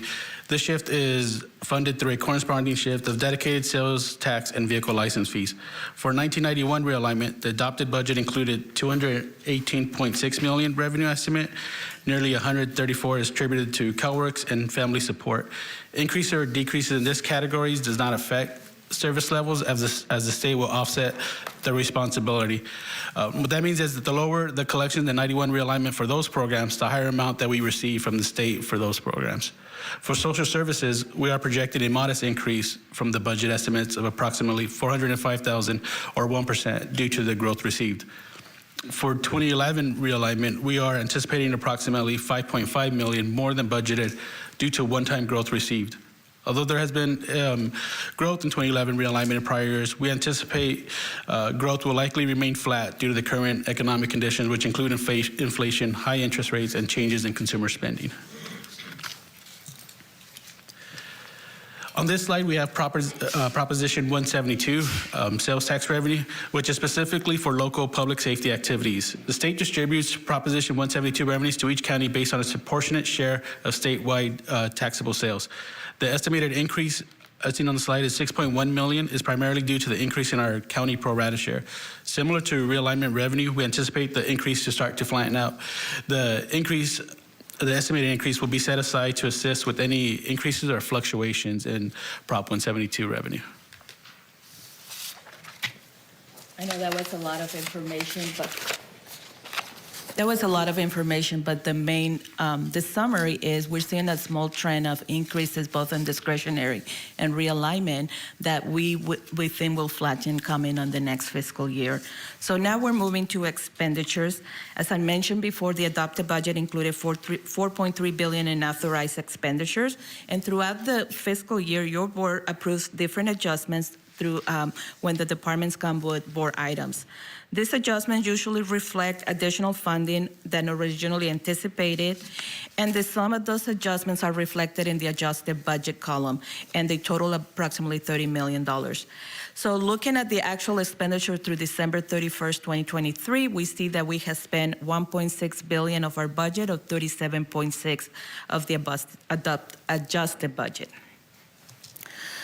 So this slide shows the actual expenditures of mid-year compared to last fiscal year. As you can see by the green bars, in terms of dollars, we are spending more than last fiscal year. However, when comparing percentages, we are within historical ranges at the mid-year point. One of the reasons the budget is increasing is Measure K. So the adopted budget included 56.2 million of funding to support the priorities identified by the community, including enhancing public safety, addressing mental health and addiction challenges, addressing the recruitment and retention of qualified public safety personnel, and preserving library services. Similar to this presentation, we completed the mid-year report presentation earlier this month. And since adoption of the budget, departments have been working on implementing their projects. It is important to highlight the progress being made, especially in our recruitment and retention of qualified personnel. Progress has been made hiring detention and sheriff deputies. Community service technicians are currently on the background process. And all these efforts will improve the ability of the sheriff and the sheriff deputies to respond to emergency calls faster and perform community-oriented policing to improve the safety of our residents. In October, the fire department deployed 2 safety squads. One is in Oildale and the second one in Roseman. These units are intended to respond for medical emergencies and other emergencies, providing paramedic advanced life support in high call volume areas. And the district attorney has hired the investigative staff supporting prosecution efforts. And finally, libraries are in the process of reopening the libraries in unincorporated areas 5 days a week. Currently, they have been able to open Frazier Park and River Valley and Bottom Willow. Our behavioral health department is finalizing the request for proposal to contract with a vendor to assist with response time on East Kern to provide behavioral health and substance use services in those communities. So how do we do all this work? How do we accomplish those projects? We're a talented and dedicated staff. Your board has made significant investments in our workforce, increasing compensation for hard-to-recruit positions, providing a cost of living adjustment in July, and continuously looking at how we structure compensation across multiple classifications. This chart shows the salaries and benefit costs incurred as of December 31st for the current fiscal year and the last 3 fiscal years, demonstrating the upward trend. So as I mentioned at the beginning of the presentation, the adopted budget included 8,772 authorized positions, an increase of 171 from the prior year. Since the adoption of the budget, your board has authorized addition of 51 new positions, mainly in the state and federal funded departments. The recommended changes as part of the mid-year report includes the addition of 55 positions and the deletion of 12 positions for a net of 43 positions. Libraries are adding 9 positions necessary to open libraries within the city of Bakersfield 5 days a week.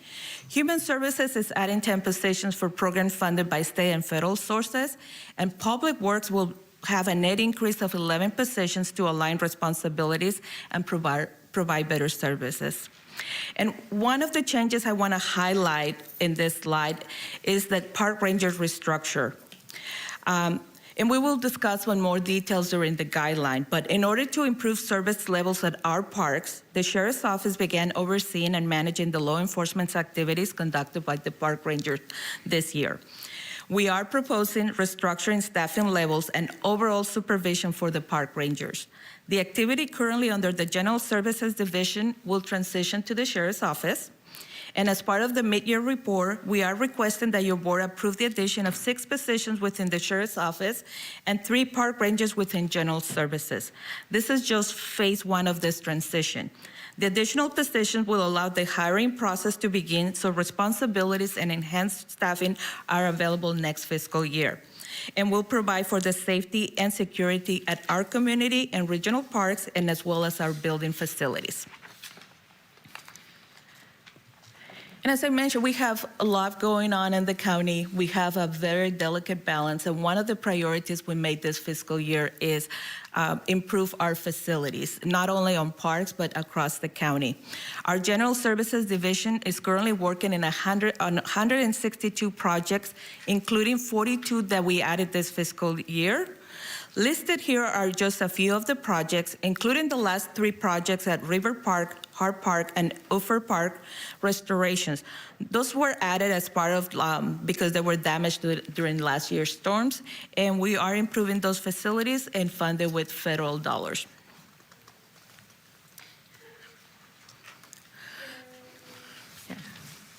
So as part of the mid-year report, what we're asking your board is to approve the following adjustments. With the additional discretionary revenue that Mr. Alba went over, we're asking your board to set aside $30.6 million to finalize the new corner facility, including the new property room for the sheriff, set aside funding for the new animal control facility, replenish our park designation, which was used to cover the cost of the store damage, and add the additional $815,000 to the measure case stability designation.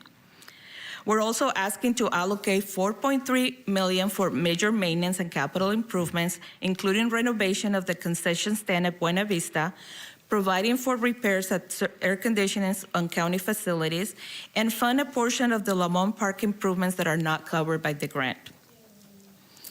So the clerk of the board, Animal Service and Agriculture and Measure Department will need approximately $198,000 to cover compensation that was approved but not originally included in their adopted budget.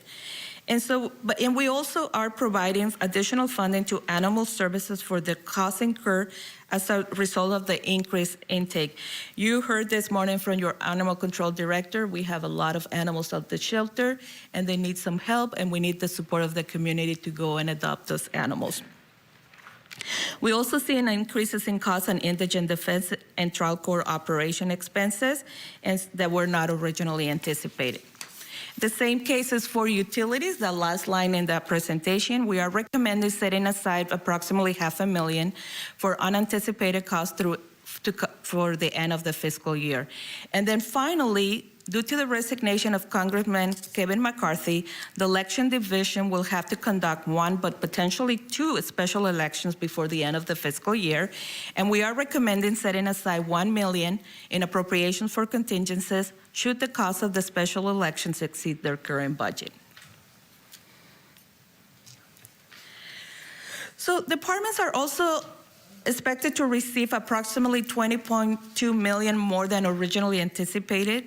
We are asking your board to approve the budgetary changes listed in this slide. And they include libraries, the contract with the city of Bakersfield, public health getting some additional grant, and our human services additional allocation to cover salaries for employment and financial services. I know this is a long presentation, but this analysis helps us prepare for next fiscal year. The recommended actions will help the department cover obligations through the end of the fiscal year and understand what is coming on the next year budget. This concludes my prepared remarks, and I'll be available to answer any question your board may have. Thank you. I'll ask the board if they've got any questions or comments. Supervisor Flores. Thank you. I just wanted to say thank you to our CEO staff for the budget presentation and all the work that you do. And we welcome the mid-year budget report and the uptick in discretion and focusing on our priorities of public safety, amenities, libraries, parks, staffing, capital improvements. You're doing all the right things that we need to do, especially in the bigger state macroeconomic climate with $70 million of deficit. So we're going to prepare for a rainy day and do what needs to be done. So thank you and kudos to you and your staff. I concur. Anyone else? Supervisor Perez. Well, I'm so excited about the infrastructure improvements in the community where the common space is most desired and that we just have so much good to do in.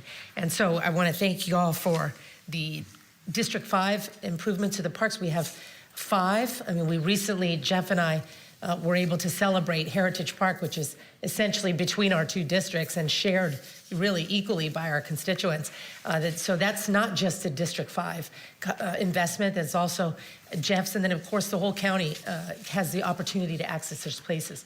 But it's really exciting, and the community is excited, the community is grateful, and lots of good things will be coming through these amphitheaters and these public spaces that we're investing into. So this is really just so good, and I'm really grateful. Thank you. Thank you. Supervisor Scribner. Thank you, Mr. Chairman. You can tell by the comments from my colleagues, these investments that Supervisor Flores laid out a few minutes ago are certainly shared. Those priorities are certainly shared by our board.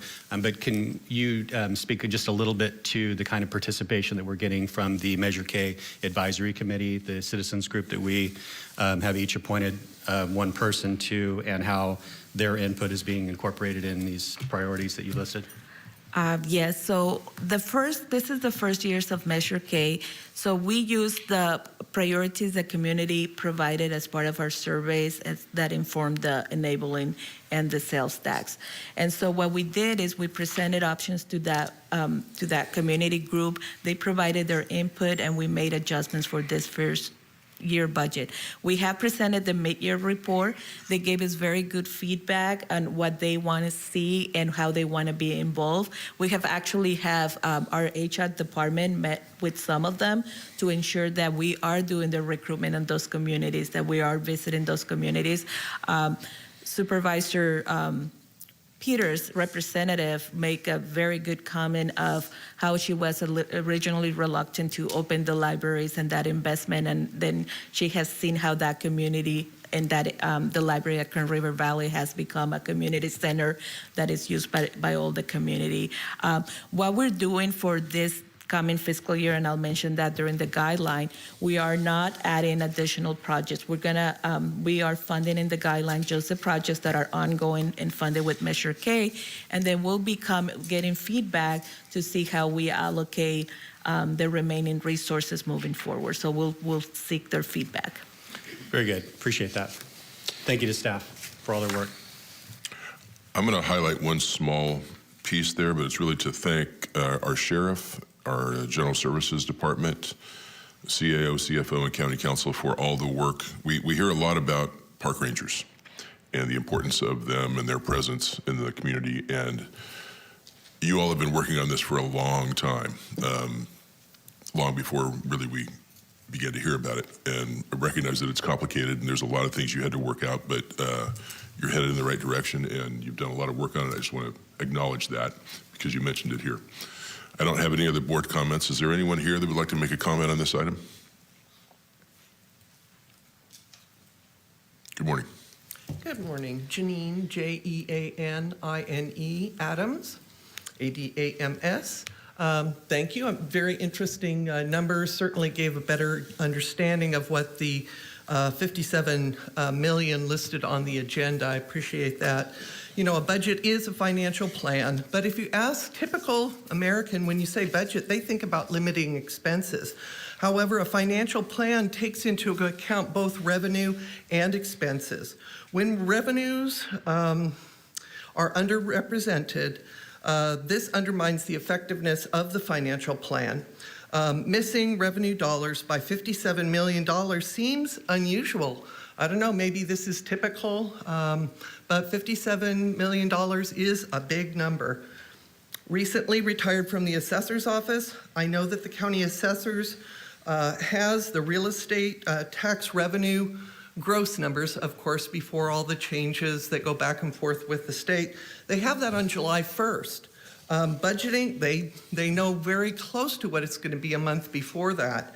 Budgeting is finalized in August. Understanding that the budget is finalized in August, we have a very good idea of what our revenue is July 1st. Again, it's hard to understand how we end up with a $57 million unanticipated revenue. I would just ask that this board look to the CAO's office and ask staff to work with Laura Avila at the assessor's office earlier to be able to dial in what the dollars are we have to work with our community. When we look at $57 million unrecognized or unanticipated revenue and the cost of the UDW things that have been talked about with 4 months now of, let's say, $2 million, it is kind of hard to understand how we come up with such a large unrecognized or unanticipated revenue.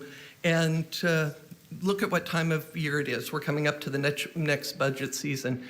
And I do think if we go back and look at what the actual amount is for the largest dollar amount of the unanticipated revenue is in the property tax related area.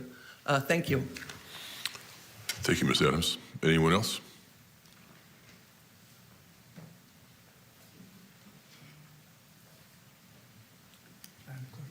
Good morning.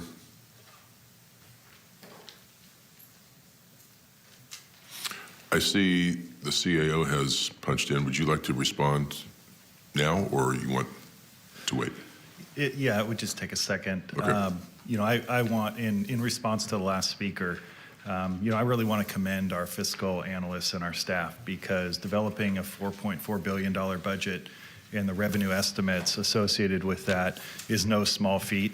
And they do an excellent job in doing that. It is a complicated matter, and I would only point out while $57 million is a lot of money, it's about 1.3% of a $4.4 billion budget. So if you know, I want to commend our staff for if they can estimate our revenue stream within 1.3%, that they're doing an excellent job. And I would prefer them to be pleasantly surprised at mid-year with a little extra revenue to work with than to be facing your board talking about where we need to make reductions because it went the other way. So I just want to commend the staff for their work on this and put that $57 million into the proper context. So maybe you can explain. I'm sure you can. Ms. Avila gives our CFO a number on anticipated property tax. It's not like you decided to lower it by 16 million or something. You just received more. How does that, supplemental bills and that sort of thing? Well, thank you for the member of the public. I'm sure she is aware since she works in the assessor office. The assessor doesn't give you property tax number. The assessor gives you an assessed value. And so we get that in July, that is correct. And then the auditor controller, as Mr. Alba mentioned, they have to figure out what is the property tax based on the assessed value, based on what the county is going to get, a portion of the 1%, what the cities, what the special districts. And so, yes, there is and then we have to wait for the state to finish their roles. And so there's a complicated process that doesn't end with the assessor. So what we do is we do our best estimates, and I think I'm pretty accurate, as Mr. Service said. 1%, you should see other counties. I think we do a marvelous job estimating those revenues. And again, yes, I want to be exact, but in a $4.3 billion budget, we're not going to be exact. Well, for people that are maybe watching, if properties change hands, they get reassessed, and that might not be contemplated in your calculation. And that is correct. So property tax, it's really like 7 lines. You have your normal property tax. Property doesn't change. You get your bill, you pay it. There's other numbers of real transfer tax. Somebody transferred their property. Somebody sells their property. So there are changes that occur throughout the first 6 months of the year that we reflect on this mid-year report, as you mentioned. So if you're within 1.5%, I think the board would like you to strive to get that below 1% if you could. Okay. Thank you. Who'll be next? Mr. Lane. Sorry for the interruption.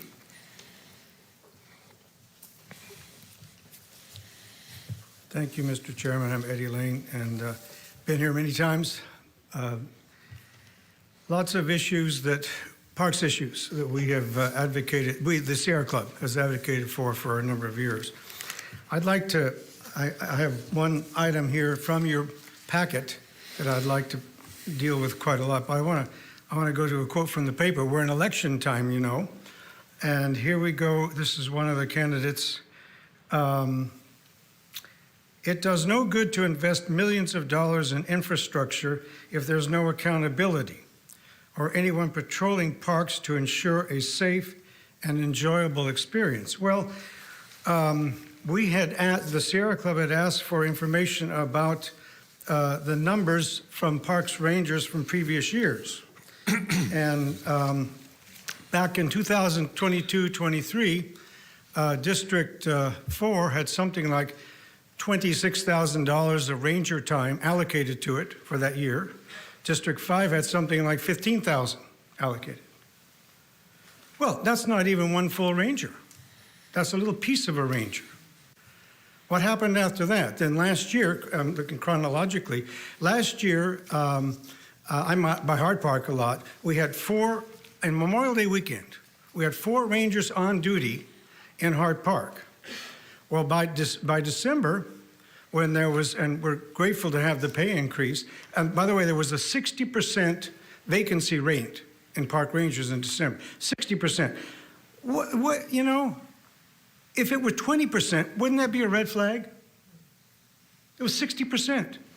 Somewhere along the line, somebody wasn't paying enough attention to what was going on with park rangers. But anyway, in December, there were we were down to 4 park rangers. Instead of 4 park rangers in Hart Park, there was 1 in Hart Park. And there were 2 in Lake Isabella, and there was 1 in Buena Vista Lake. That was all. The whole thing basically collapsed. Now, again, we're so glad to see the increase in pay, which was long needed, but I want to get to what I passed out here, which comes right from the budget information. And the part I highlighted with this, in order to begin the restructuring, well, you know, there's a little bit of this that's horse before the cart or cart before the horse. Is the Sheriff's Department running the Park Rangers, or is General Services running the Park Rangers? Is the Sheriff's Department going to run the building security Park Rangers, or is the Parks Department going to run the Parks the security park rangers. Where is the organizational chart? Are these in the sheriff's organizational chart? Are they in your organizational chart? If we're going to be, and let me read that again, in order to begin the restructuring, this is a major restructuring apparently. This needs to be an item that all the public can understand, a separate item.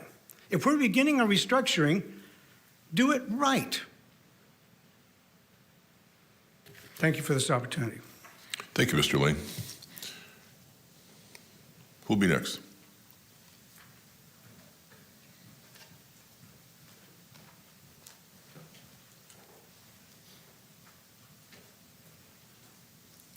Before Mr. Lane leaves, would you like to respond to that, Mr. Service?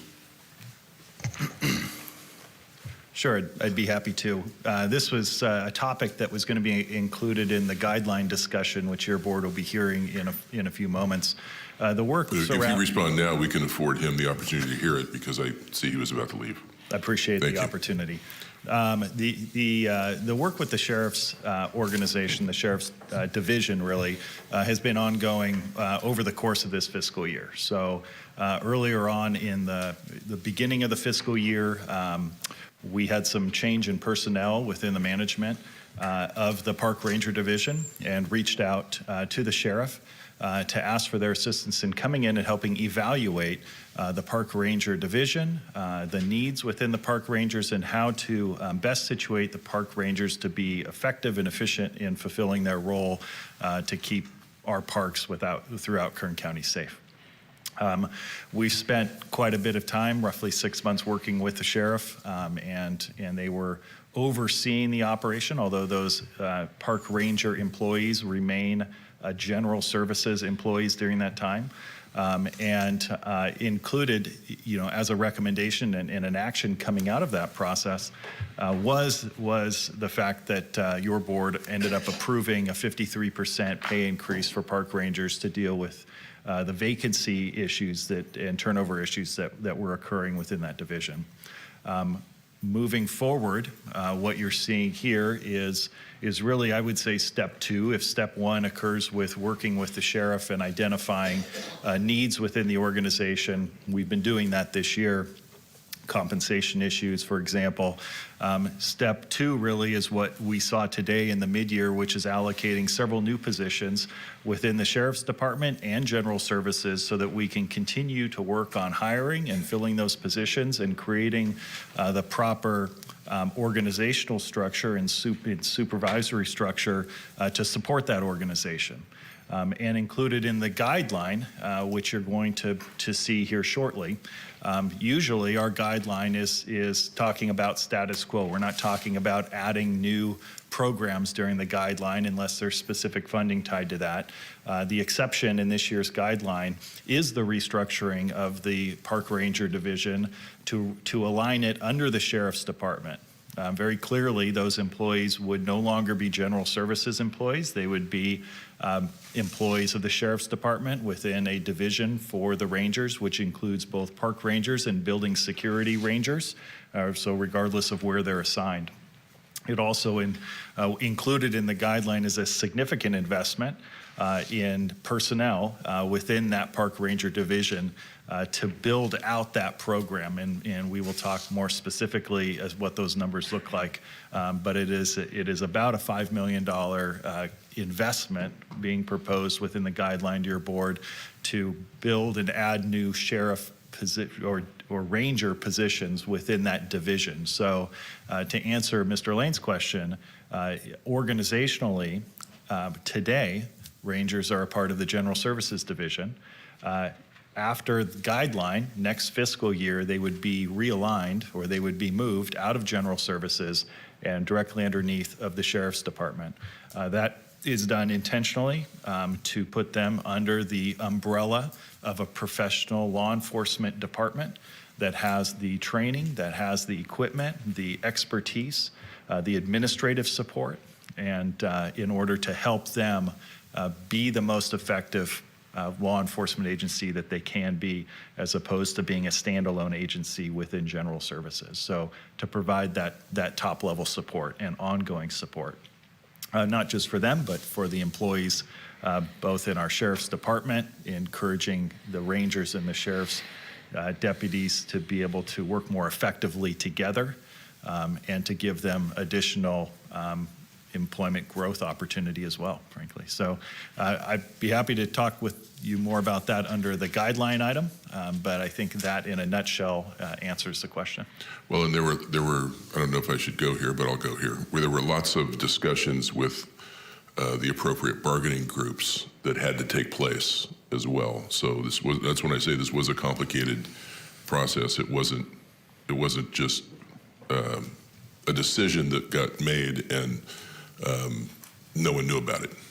No, you're Chairman Couch, you're absolutely right.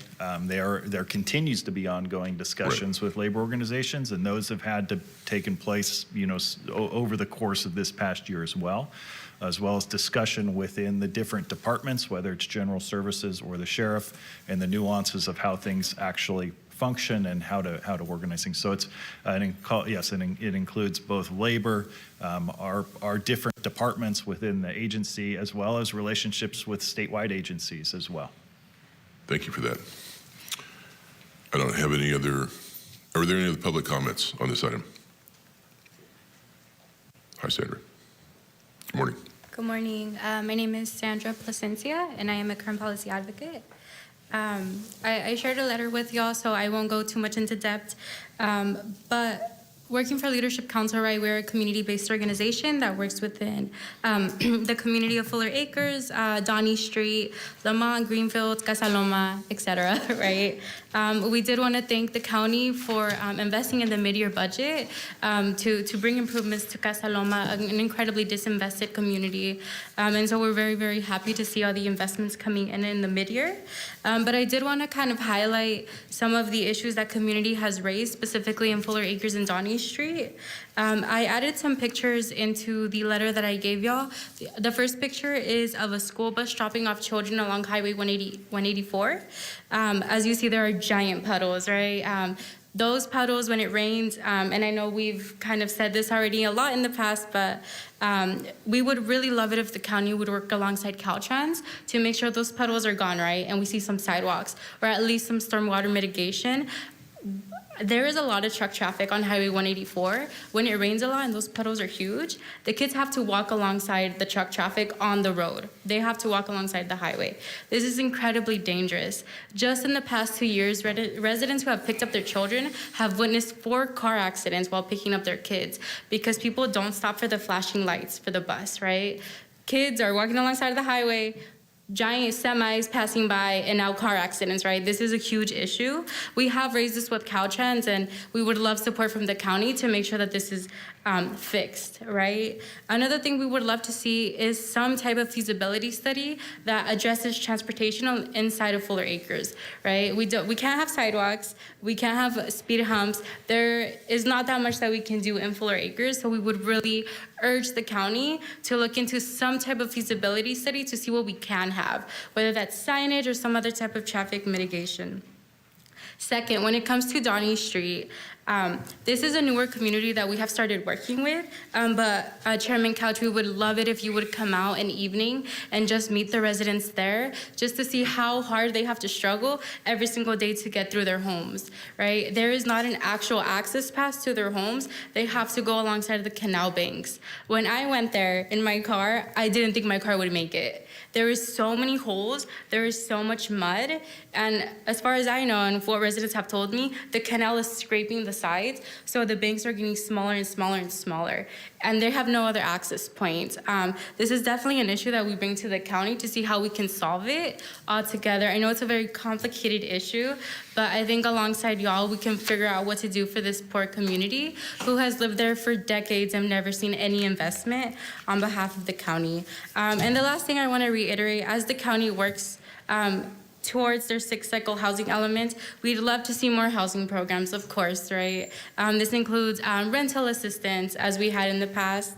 rent control, right to counsel, and any other housing programs that we can work alongside the county to make sure that they are in the sixth cycle, so we can ensure that residents can stay housed and not end up on the streets, right? And that is all. We just really want to urge collaboration with the county. We are here. Y'all should have my phone number. If not, I can give it to y'all.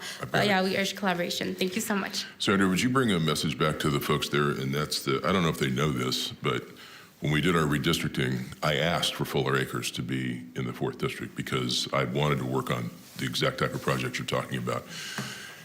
It is more complicated, it is more difficult because they're, so it's going to take a little while, but we are looking at not just curbs and gutters and getting rid of the puddles, but sewer lines, water lines, and we don't really want to pave something and then tear it up with sewer and water line installation. So there's a lot of work going on that they're not seeing yet, but I hope I live long enough to see it. But one of these days, we're gonna see that. So thank you. Just pass that on, please. Yes, thank you so much. Good.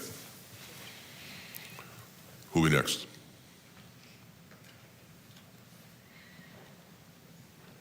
Seeing no one else, I'll return it to the board. The recommended action is to receive and file, authorize auditor controller to process the specified budgetary adjustments and accounting transactions and refer the matter to the Human Resources Division to amend the departmental positions and salary schedules. So moved.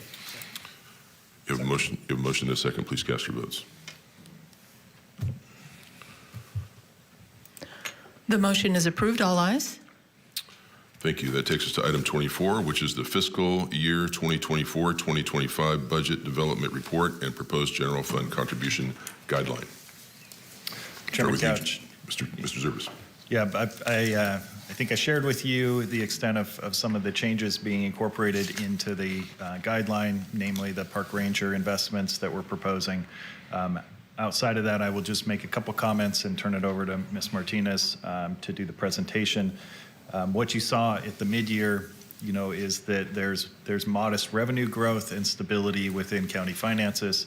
That continues into this next fiscal year, and it's a good place for your board to be. There's some revenue to provide some opportunities, but there's also some cost increases that we see, namely regarding retirement and pension costs that we're going to have to prepare for, and some fiscal uncertainty surrounding, namely the state's growing budget problem and how that may impact the county in the coming year. But your board is well positioned financially in order to deal with those. And so the guideline outside of what we're talking about with park rangers is going to be largely status quo. And then looking to see where we're at closer to year end as far as revenues are concerned, on where your board may want to make additional investments for community priorities and service enhancements, depending on how the fiscal outlook looks closer to year end with carry forward and finalizing the property tax roll. So with that kind of overarching theme, I'm going to turn it over to Ms. Martinez for the presentation. Thank you. Thank you, Mr. Service. Again, good morning, Mr. Chairman and members of the board. This is the beginning of our annual budget planning process for 24-25, and we'll be presenting the budget development report and the proposed general fund guideline. So how do we do this? We begin the development of the next year budget by evaluating 4 areas: state and federal actions, county's assessed valuation, property taxes, and other discretionary revenue.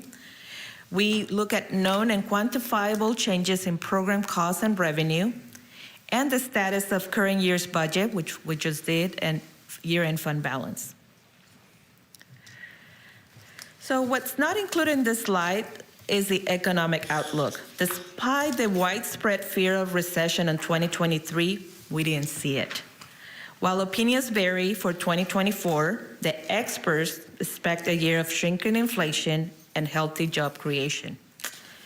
We are being more conservative in this budget process, and we will modify revenue expectations as more information is available. If I were to describe the state and federal actions in one word, it would be uncertainty. The state shortfall ranges from $37.9 million to $73 million, depending who you ask. Billion, I should say billion. correct that. The governor's budget is balanced with a combination of funding delays, deferrals, shift, borrowing, clawbacks of funding previously approved, and many other gimmicks in essence. And the federal government has struggled to pass spending bills on time, which raises the prospects of yet another forced shutdown of portions of our federal government. Why is this important? Well, the majority of the county's budget of 24% comes from state and federal government aid. If we just look at our general fund, that percentage goes down to 16%. So what I'm going to have is Mr. Alba will go over some of the major funding sources for our next year budget, including our discretionary revenue, which again funds most of our public safety.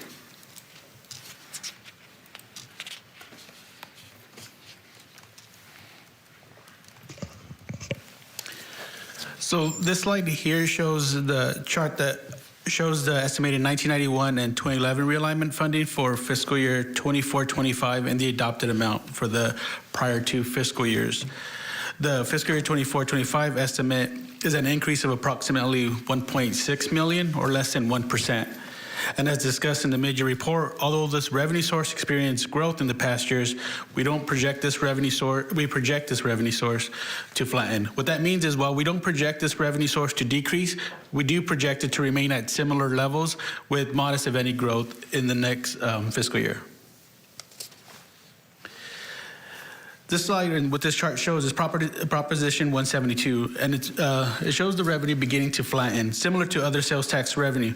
Although the county experienced growth in the prior fiscal years as displayed on the charts, we are projecting revenue to begin to level out. The estimated increase is about 3.1 million or 2.8% over 23-24 fiscal year.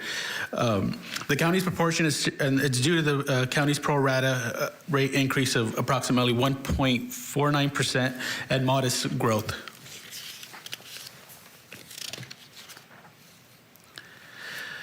For budget development purposes and after discussion with the assessor, an increase of 1.1% will be used to provide preliminary projections for next fiscal year's assessed valuation.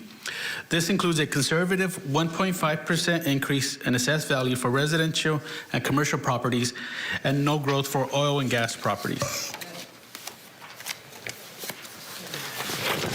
The net impact to the general fund from the projected overall changes in value is an increase of 7.9 from fiscal year 23-24.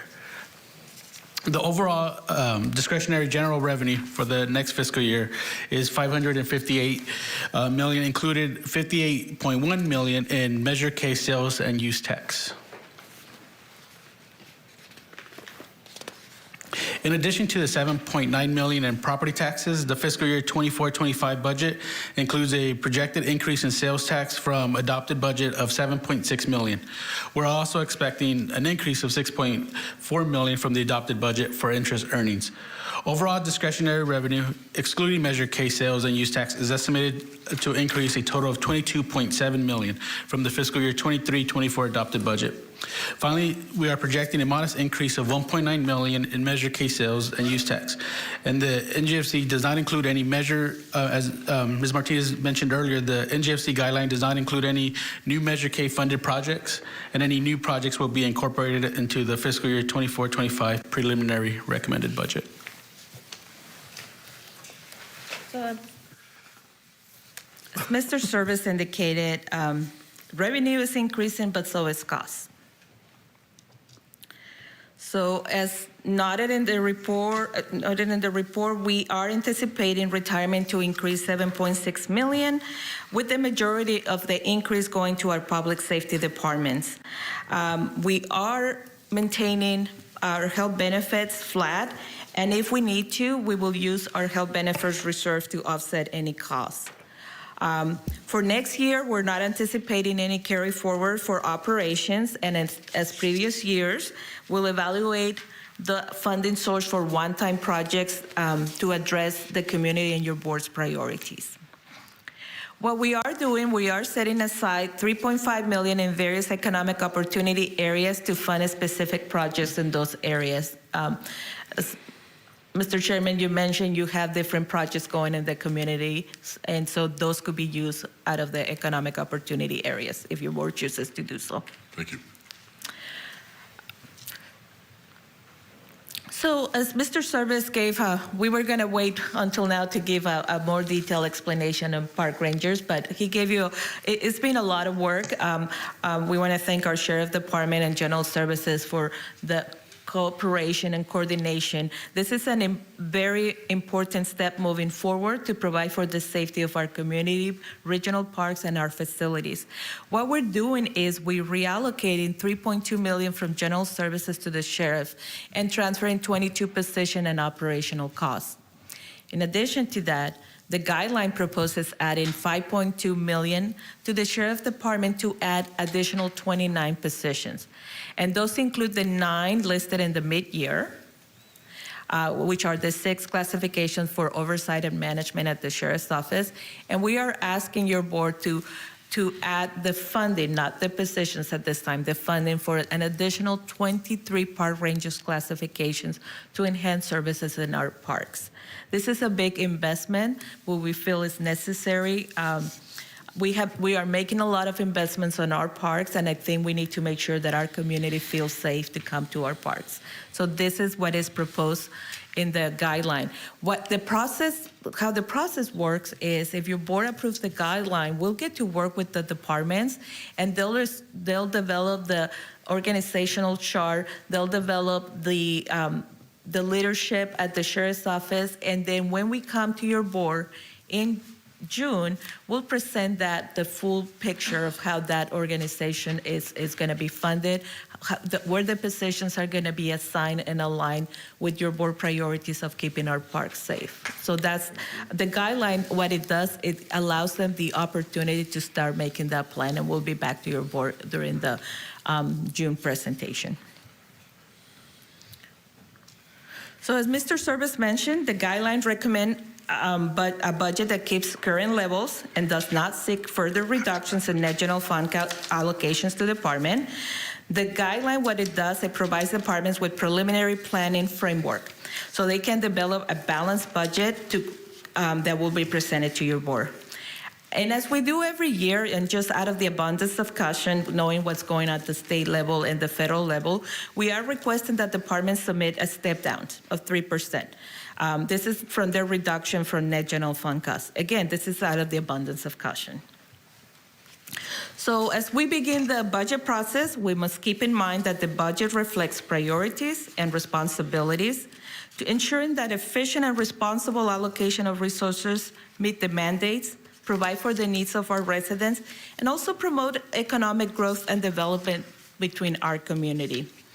So as we begin this process for next fiscal year, the public is going to have the opportunity to provide their input during this meeting and 3 additional public meetings we have scheduled before the budget is adopted in August. So this concludes my prepared remarks, and I'll be happy to answer any questions. Thank you. Supervisor Flores? Thank you, Elsa. And you just highlighted what I wanted you to highlight at the very end, which was the number of meetings that the public is afforded for input in the budget process. So you've outlined 4, including this one, because it's important to state this because there was some very strong innuendo during public comment that said the public didn't have a chance to participate in the restructuring of our rangers. And so there's ample opportunity, not just for those 4 meetings, but also in every subsequent board meeting under public comments, they have a chance to weigh in, which was done today. So thank you. And for those that are concerned that we have an anemic park ranger structure, I think historically that's accurate. Those are the ebbs and flows of county government in hiring and wage increases and competition with neighboring jurisdictions. However, the board has heard you loud and clear. So join us and let's celebrate the trajectory, because we just heard there's going to be many positions, 29 you just mentioned, increased investments. So we're only going up from here, and we're going up in a positive direction. So thank you. Supervisor Scribner. Thank you, Mr. Chairman. I wanted to ask a question about the pension obligation bonds. I'm wanting to refresh my memory as far as when those bonds essentially come off the books. I thought that we had 2 and and two main ones, and one either came off recently or is going to, and then there's another one. I don't know why 2026 is in my head. You are correct, Supervisor Scrivener, to the chair. If you see this graph in fiscal year 2021-22, we saw the first drop with the first pension bond, the 1995 POB. That was one step down, and then the following year, fiscal year 22-23, was the final payment of that bond. Okay. So we have one bond outstanding, which is, and will mature, the fully mature in 2030. 2030, So okay. that's when we'll see the final. However, what we're seeing now is our pension to cost, our retirement cost to our retirement association going up. This year, they completed their 3-year experience study, and they lowered the assumed rate of return to 7%. So that had a big impact on our public safety members. What we're planning to do for your board in a coming board meeting, we'll be providing a presentation in coordination with Casera, so we can give you what is that trajectory that we're seeing both for our general and public safety members. One of the things that impacts retirement, we needed to increase compensation for a lot of our public safety employees to make sure that we recruit and retain, and that does have an impact on retirement as well. So. Very good. Yeah, I'll look forward to that presentation. It's always good for us to have some idea of what we can expect in the coming year, so I appreciate it. Thank you, Mr. Chairman. Good, thank you. The good news is our funded ratio is at least moving in a positive direction as well. Supervisor Peters. Thank you, Chairman. One question I had was roads have been a big concern in the First District, especially with Sierra Way being closed for about a year now in Kernville. We've had several roads up near Glenville and in our mountain communities that have been closed. Is some of that discretionary funding available or going to be available for future design of projects? I know like on Sierra Way, Public Works is working on a kind of a long-term but still temporary fix, but we're going to need to look at a project down the line at some point that's going to be an actual permanent fix, causeway, bridge, something like that. So I just wanted to know if any of that funding would be available for those types of projects. So for our roads department, your board provides what we call a maintenance of effort for our roads department. Your board has the discretion to increase that maintenance of effort if you choose to, as long as it's discretionary revenue. We could work with our public works department. I know for a fact that we were able to review some previous funding that we had received for a FEMA project that we are actually in this, one of those budget transfers that your board approves throughout the year.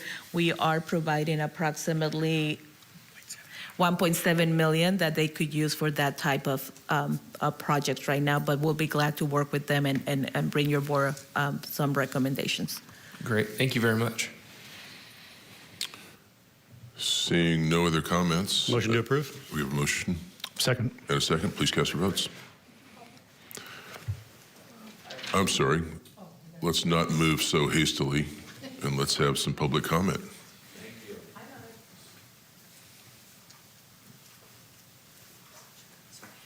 I don't know what you could possibly disagree with, but tell us. No, I'm just, Mr. Chairman, members of the board, we have concern, Kern Tax has concern when they say there's going to be no growth for the oil and gas companies. Kern thinks this is optimistic. When new oil reserves are discovered, they are just labeled as undeveloped reserves, and those are taxed.